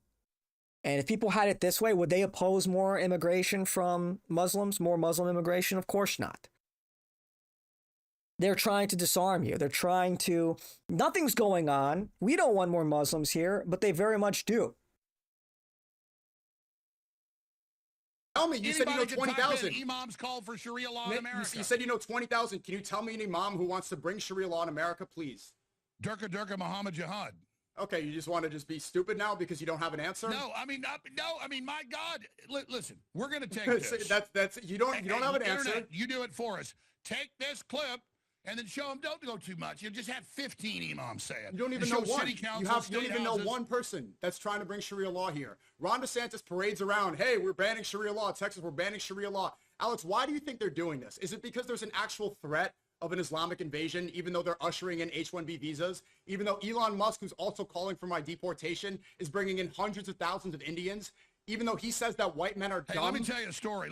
No, before you get into The entire reason Sneako is doing this debate is because he wants to change America. Yeah, true. Rather than like quietly just like assimilate, like it is just so lacking in self-awareness. He's doing these big spectacles. He's bicycling through the streets saying Allahu Akbar. He's saying, you know, all this provocative stuff. Just by him doing that shit, he is changing America. Just him doing that is an affront to what America is. The values of America. Does he not understand that just him existing here, taking up space, you know, being so, I guess, confrontational and provocative? We don't want that. And then he says, like, nobody's trying to spread. You are spreading Islam. You are changing this country just by being here through your own actions. So you could say nobody wants to spread Islam or whatever. You could, however, wherever you want to put the goalpost, Sharia law, Islam, just by him being here, just by him, spreading Islam and practicing Islam, he is changing America. It's that simple. That's why he brings up the numbers. Oh, you should care more about this other immigration issue. But it does not detract from people like him or changing America just by being here. He is the problem. And again, if he came hat in hand to Christians in America and did his best to assimilate, thank you so much for letting me practice Islam. I will try to be the best guest possible. And I will defer to you guys on political matters, in particular pertaining to identity. Then it would be a different story.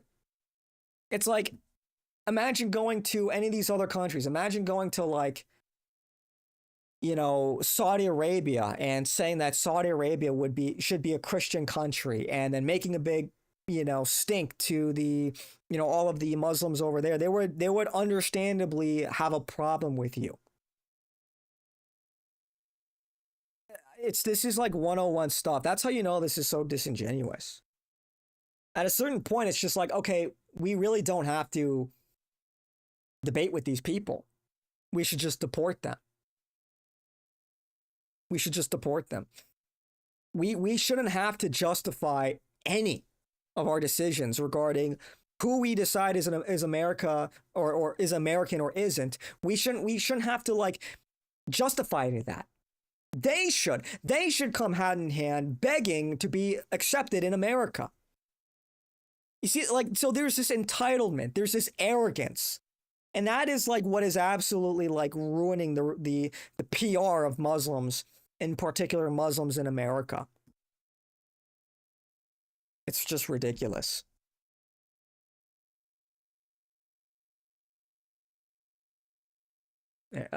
Durka, to all the bros saying I am glazing you, I have to say Mello is fucking wrong about stuff. Wait, who's saying? Well, who's calling you out for glazing me? Nobody's calling you out for glazing me. You don't. Well, what are you talking about? What am I wrong about?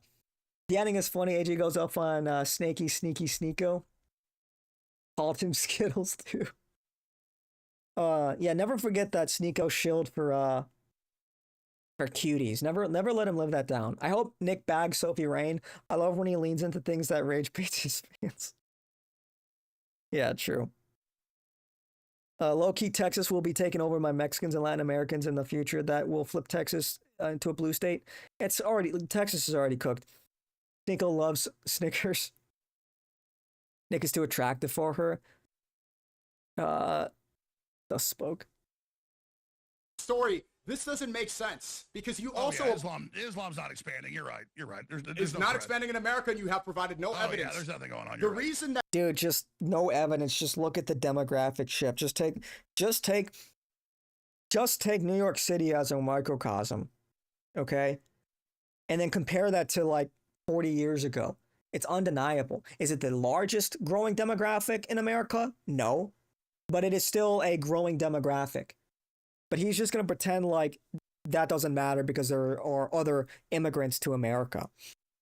It's dude, fuck you. Sneako, fuck you, buddy. Fuck you, man. End result is just balkanization of America. And that's just it. It's look, dude, if you're a minority living in America, you better be team white, because otherwise it's just going to resemble a third world balkanized country. It's just going to be violent tribal warfare. It'll be dysfunctional. It'll be low trust. It will just look like fucking Brazil. Is that in the interest of anybody? But these clowns, these fucking retard clowns just can't conceptually understand that.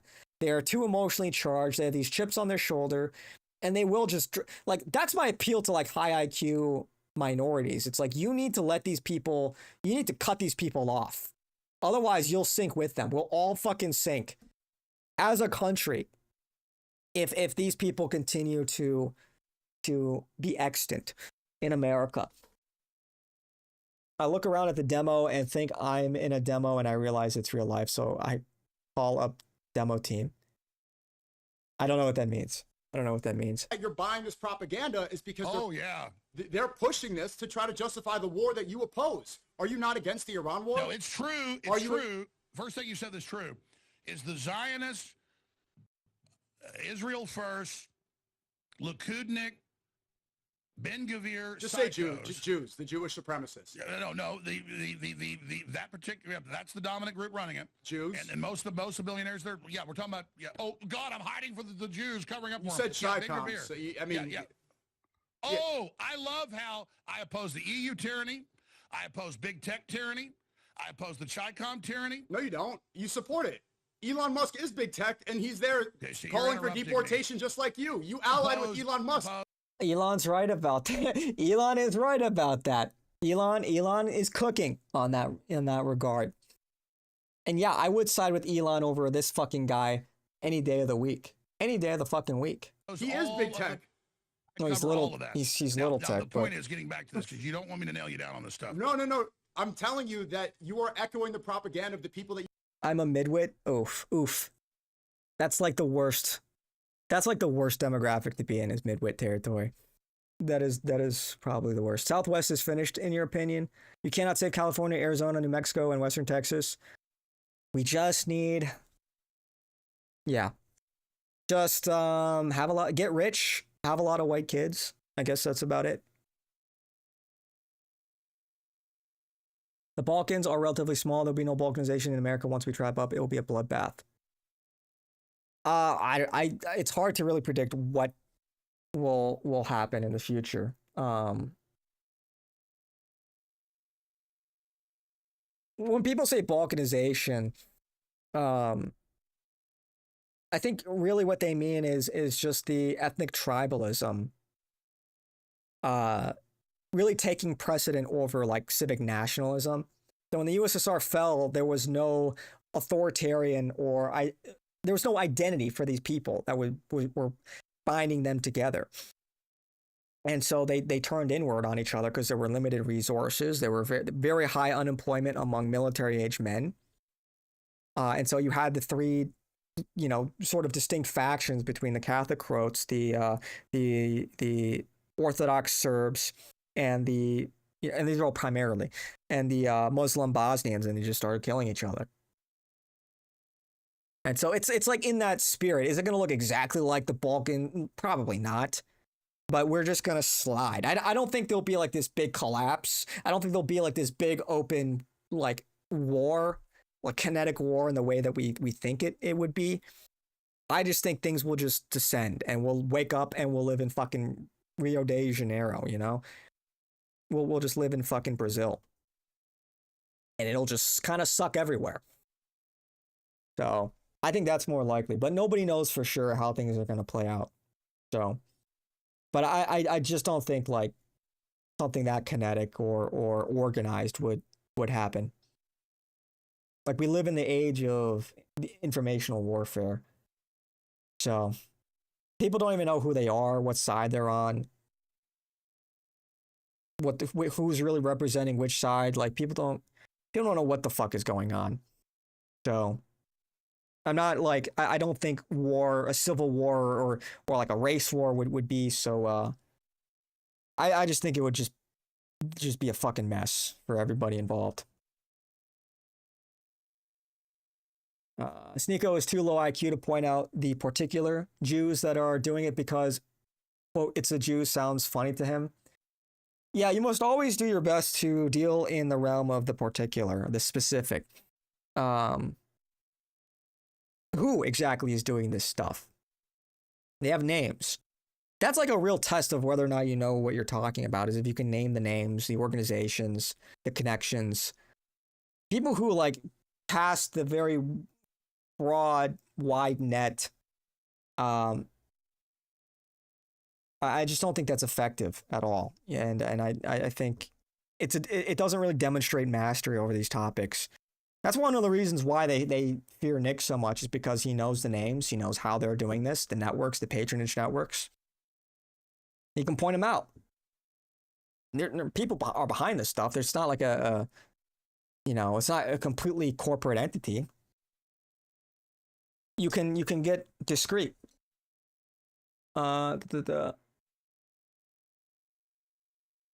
It's hard to be a midwit because I think I'm smart, but I'm retarded. Well, self-awareness is the key. If you think that you're not the smartest person in the world, that's okay. But just kind of accept that and try to figure out how you fit into this whole equation. The problem is when midwits think that they're smarter than they are. That, like, midwit arrogance is so real, dude. And a lot of it is like, it's relative to your peer group. So if you're like slightly above average and you pick up that you're like slightly smarter than the people around you, then and like women are notorious for this. Like there are midwit women that, like, there was this one TikTok of this very mid woman, who's probably like slightly smarter than average, and she's talking about like, I don't have morals, and I wish I could recite it more clearly, but like she's like reciting this babble, this nonsense. And, maybe that would impress like the other women in her sphere. But you look at that, an intelligent white man, I look at that and I'm like, this is retarded. She's not saying anything. This is just midwittery. Because she like in the same breath goes, I don't believe in morals or anything. And then like, I don't know, like vaguely condemns certain ideologies or something as being immoral. It's like, wait a second, that doesn't make any sense. So she literally contradicts herself in the span of like 30 seconds. So midwits are insufferable. I'd rather talk to like a 90 IQ fucking like, yep, it's named you, like that kind of person than like these fucking like 115 IQ midwits. It's painful. They're fucking painful, man. Brazil with 400 million guns is more likely. Imagine, dude. Imagine. Yeah, what could go wrong? There will be more and more sequestered big events and black swan moments. Look, it's a byproduct of diversity. The places that these people are coming are violent because they're violent, and then they come here and then they're violent. It's that simple.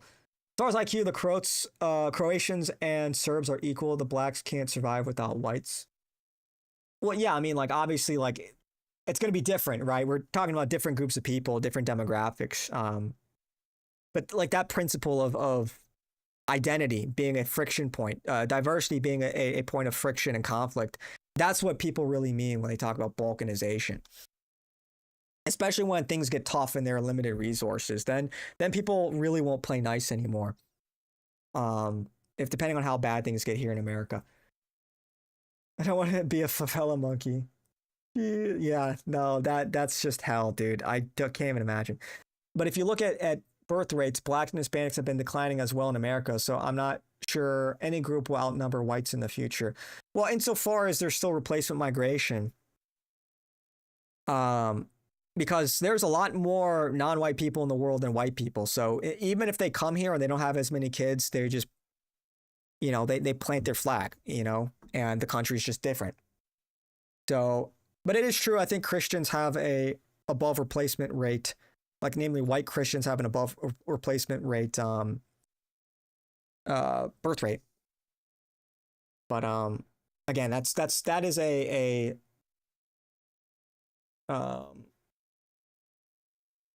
is not the larger white population in the West.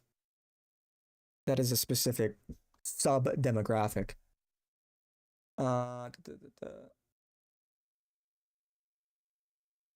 I just say Talmudic Jews because as a midwit, it seems like it's a good big brush to paint with. I mean, sure,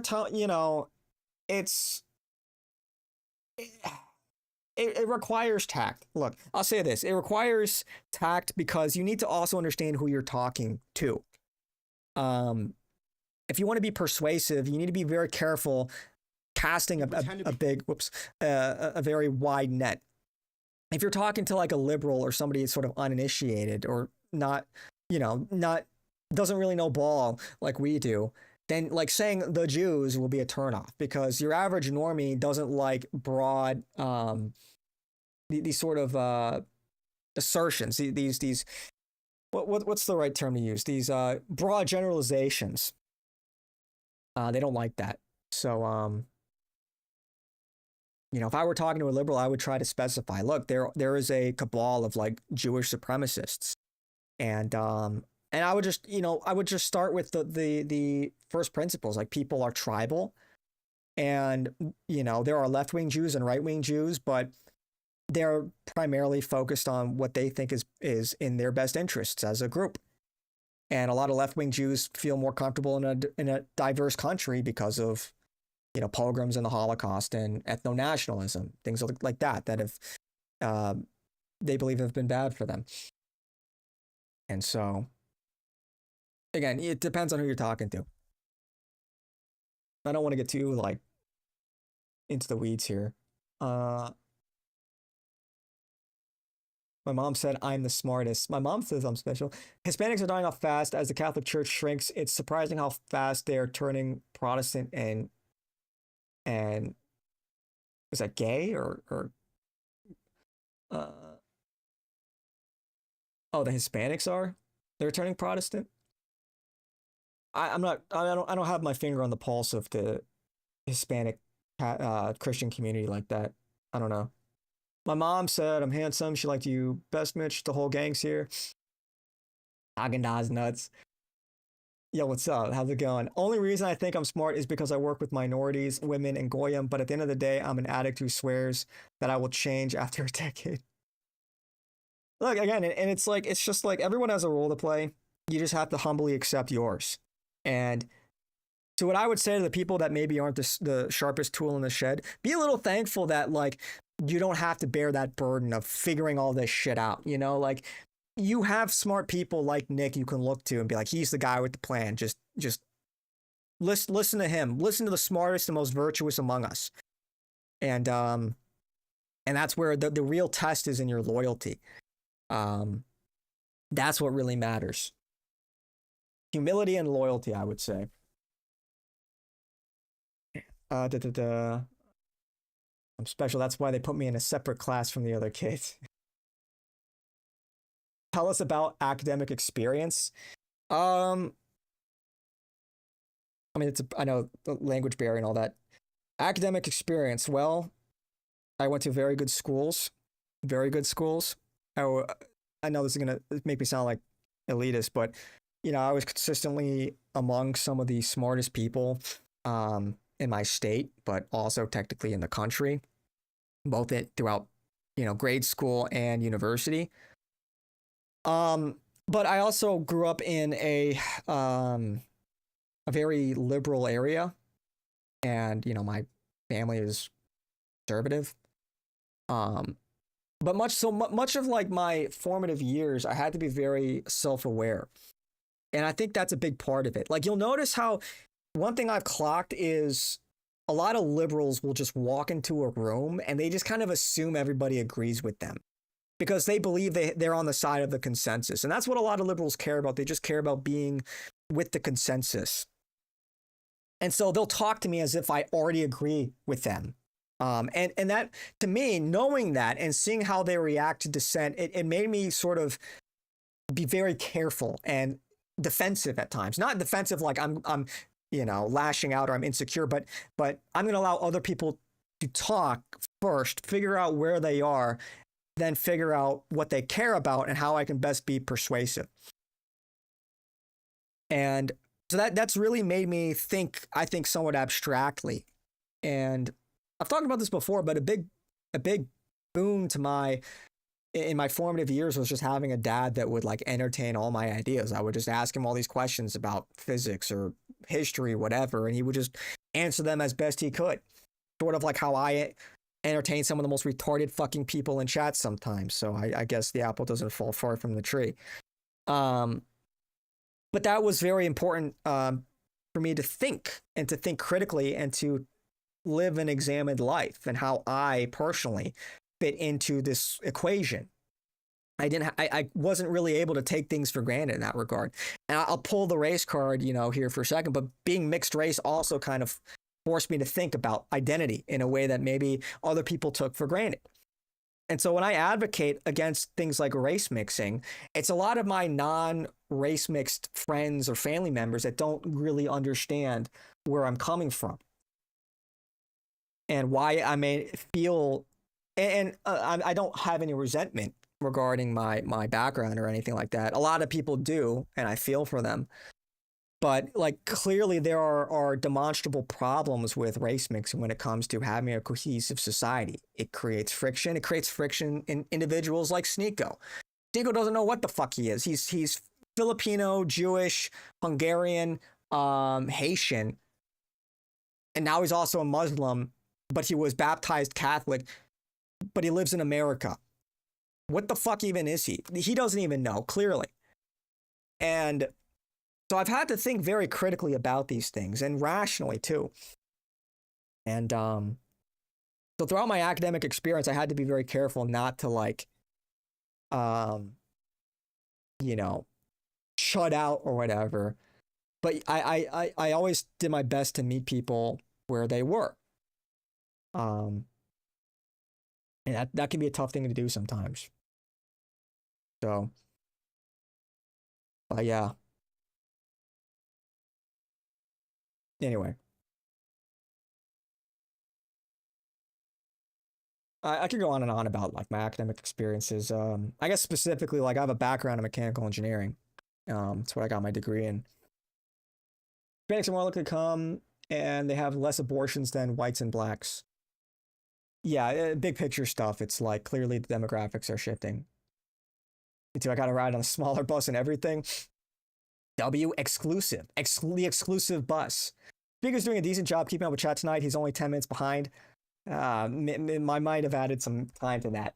If I'm talking to anyone offline, I never bring up the J's, but lean in and make jokes when a fellow traveler brings up the topic. Yeah, again, I just would let other people tell you how, like where they are, how red-pilled they are, or whatever, you know? Try to be as normal as possible. Because you have to understand, like, just going on a blitz about, like, your favorite conspiracy theory or things that your normie would be uninitiated to, you're just going to turn people off. And that's actually detrimental. And that's a big problem with, like, the Dan Kazarians of the world that are just making us look like a bunch of fucking idiots. You know? Like, people like Dan Kazarian is teaming up with this guy. Seriously. Dude, and he's throwing up Romans 1488, brother. HH. Dude, Hitler would fucking be disgusted by Dan Bilzerian. He would be fucking disgusted. You know, he'd call him an Untermenschen. This odious freak. And that's turning a lot of people off from the whole topic. And because there is some flavor of the month element to this whole topic. And I worry that collectively we are burning all of the political capital on nonsense. Like people like Sneako, people like Dan Bilzerian are just going to turn normal people off from the whole thing entirely. Because Sneako is pushing his own personal agenda and hiding behind the genocide, which is very cowardly. Oh, you have a problem with Islam? Well, you know, you're a Zionist, really. Like he's calling Messi, what is he calling? Like Mossad Messi? Like really, dude? Are we serious right now? Everything he's literally like a left wing libtard. Everything that I don't like is instead of Nazi is Zionist. Everything that I don't like is Zionist or Jewish or a Fed. It's like, dude, you people are fucking dumb. You're odious. You're resentful. You're overly emotional. And I don't want anything to do with most of these people. People like Dan Bilzerian, people like Sneako. Whatever thing we had in common, it doesn't fucking matter. Like, it is completely outweighed by what we have in contention. So the fact that, like, Sneako is critical of Israel, who gives a shit, dude? Who gives a shit? You're in favor of browning America. You're in favor of whatever you've got going on over there, and I'm not. So you thanks, you've been useful, but it's time to go away now. You've been useful to red-pilling normie libtards on Israel, but now it's time for you to go away. Because that is where our similarities end. Anyway. Yeah, I really gotta catch up here.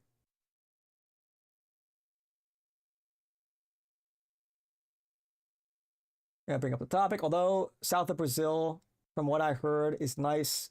It's the area from the Germans where the Germans and some Italians migrated to in Brazil. Yeah, I'm sure you can find nice places in Brazil. It's just, just like there are nice places in America. It's just they decrease over time. They're the number of, the ratio decreases over time. So just an Alvo on YouTube is my favorite slop content at the moment.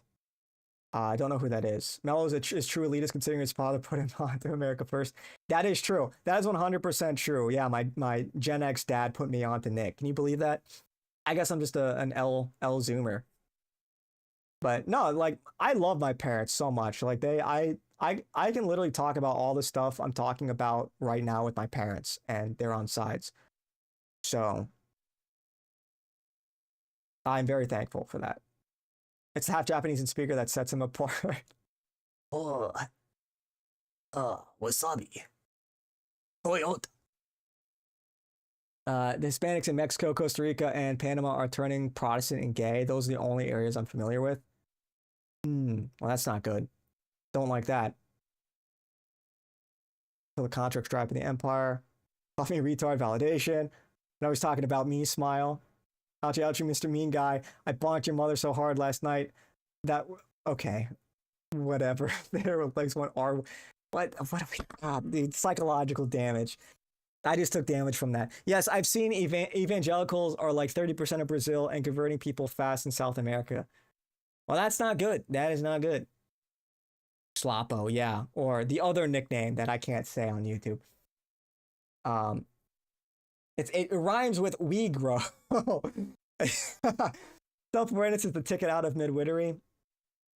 True. Yeah, you must be self-aware. You must live an examined life. And that's difficult because it's often uncomfortable. You'll discover uncomfortable truths and you have to confront your insecurities. And a lot of people just put that out of sight, out of mind.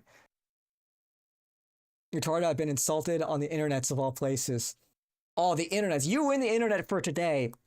Oh, that was a good one. You win the internet for today. What is Mello mixed with? Yeah, Japanese, Italian, Austrian, Czech, but mostly Japanese, Italian, and yeah, like I'm half Japanese, quarter Italian, and then the rest is Western European, Austrian, Czech, something like that. Now, it's Czech, Western Europe. I think I have a little bit of Polish in me. Going to my aunt. That was my 9/11. Finding out I was Polish, I'm like, dude, I gotta end it all. I was like, I'm a Slav monkey. It's over. Hopefully Western Poland. Hopefully Western Poland. So, nah, but at that point, yeah, it would probably be less Slavic post or pre World War II because that side of my family immigrated well before World War I. So there was probably less Slavic influence. We'll get to beer. If it just start retard maxing, yeah, fuck it, dude. Austrian, Wapanese putting the WAP on their knees. Whatever that means, let's do it. Brother, and he has a little bit of Turk. No, I do not have any Turkish in me. What the fuck? No, I have no Turkish in me. Nice trying to sneak that one in there. But I read all the chats. Mello is all Axis powers. Yeah, it's crazy to think about, huh? Smelly Balls, our king is so brave and courageous for speaking out. Nah, I'm not Turkish. 12%. Wait, 12% what? You're 12% what? Hey, leave your phone on the counter for a moment while we go. Well, we're talking about Dan Brazarian, yeah. Brazarian is a trust fund baby. His dad stole all kinds of money and squirreled it away for him. Yeah, he's just totally untrustworthy. He sucks. And look, if you're a trust fund baby, I don't hold that against you unless you're like claiming to be something you're not. Then it's like, okay, shut the fuck up, dude. You're not a self-made man. Just pay it for, just like own it. Just be like, yeah, like my parents were very successful. I'm very fortunate. I thank them every single day. I have no problem with that.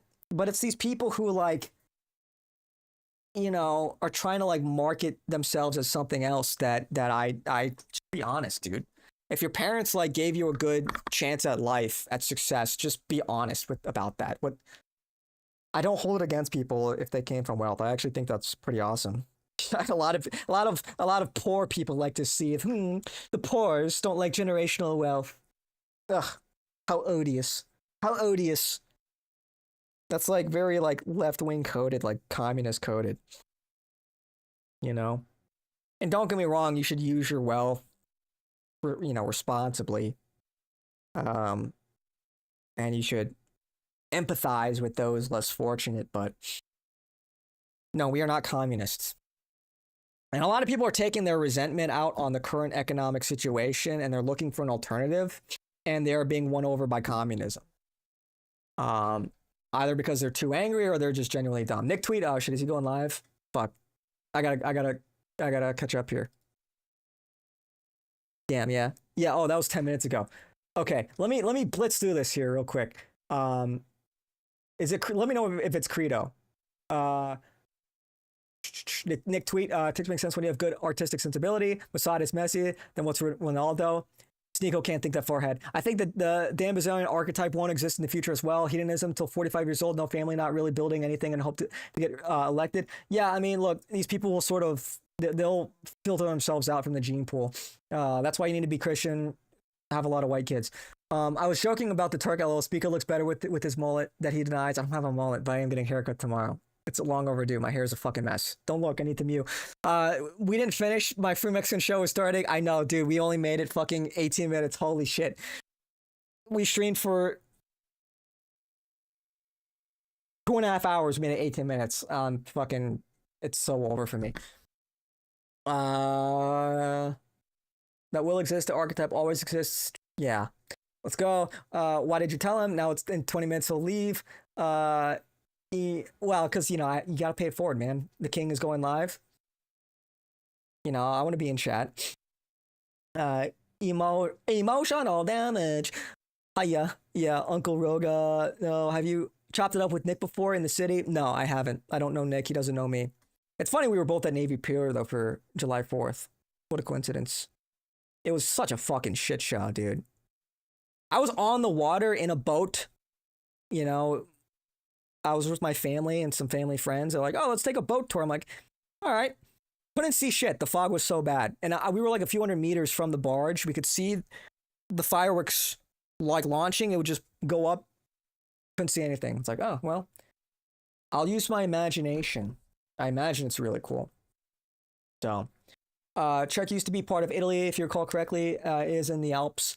It's in that same area of, that triangle of southern Germany, northern Italy, where I was told I had Polish in me. I scoffed. It's crazy. Call him Baskin Robbins. He's got the flavors.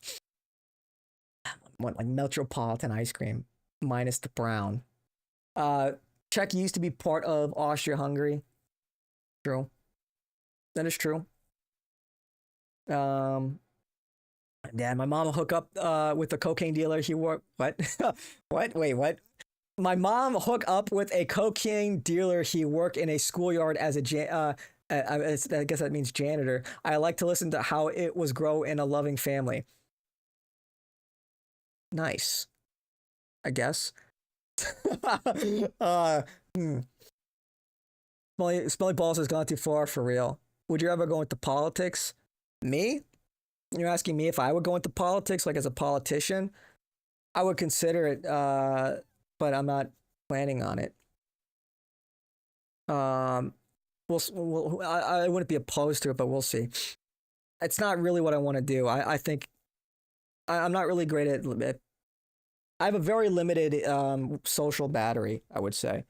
I could hang for maybe a few hours, but doing that like every day, schmoozing with like donors, I think I would like kill myself at some point. In Minecraft. Dan's father was a Wall Street crook that ended up in prison for stealing millions.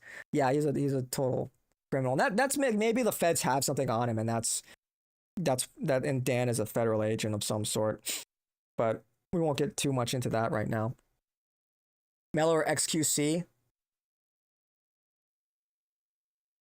What XQC? Whatever. Anyway, get a low taper fade.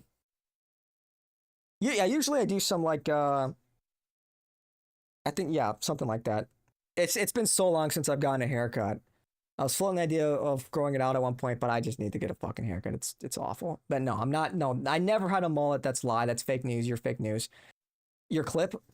Okay, wait. Hang on.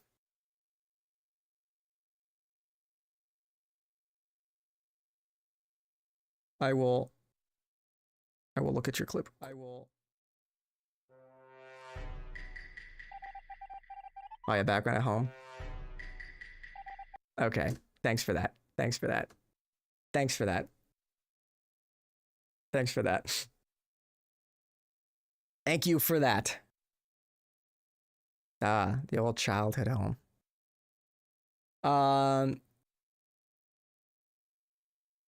Mullet mellow.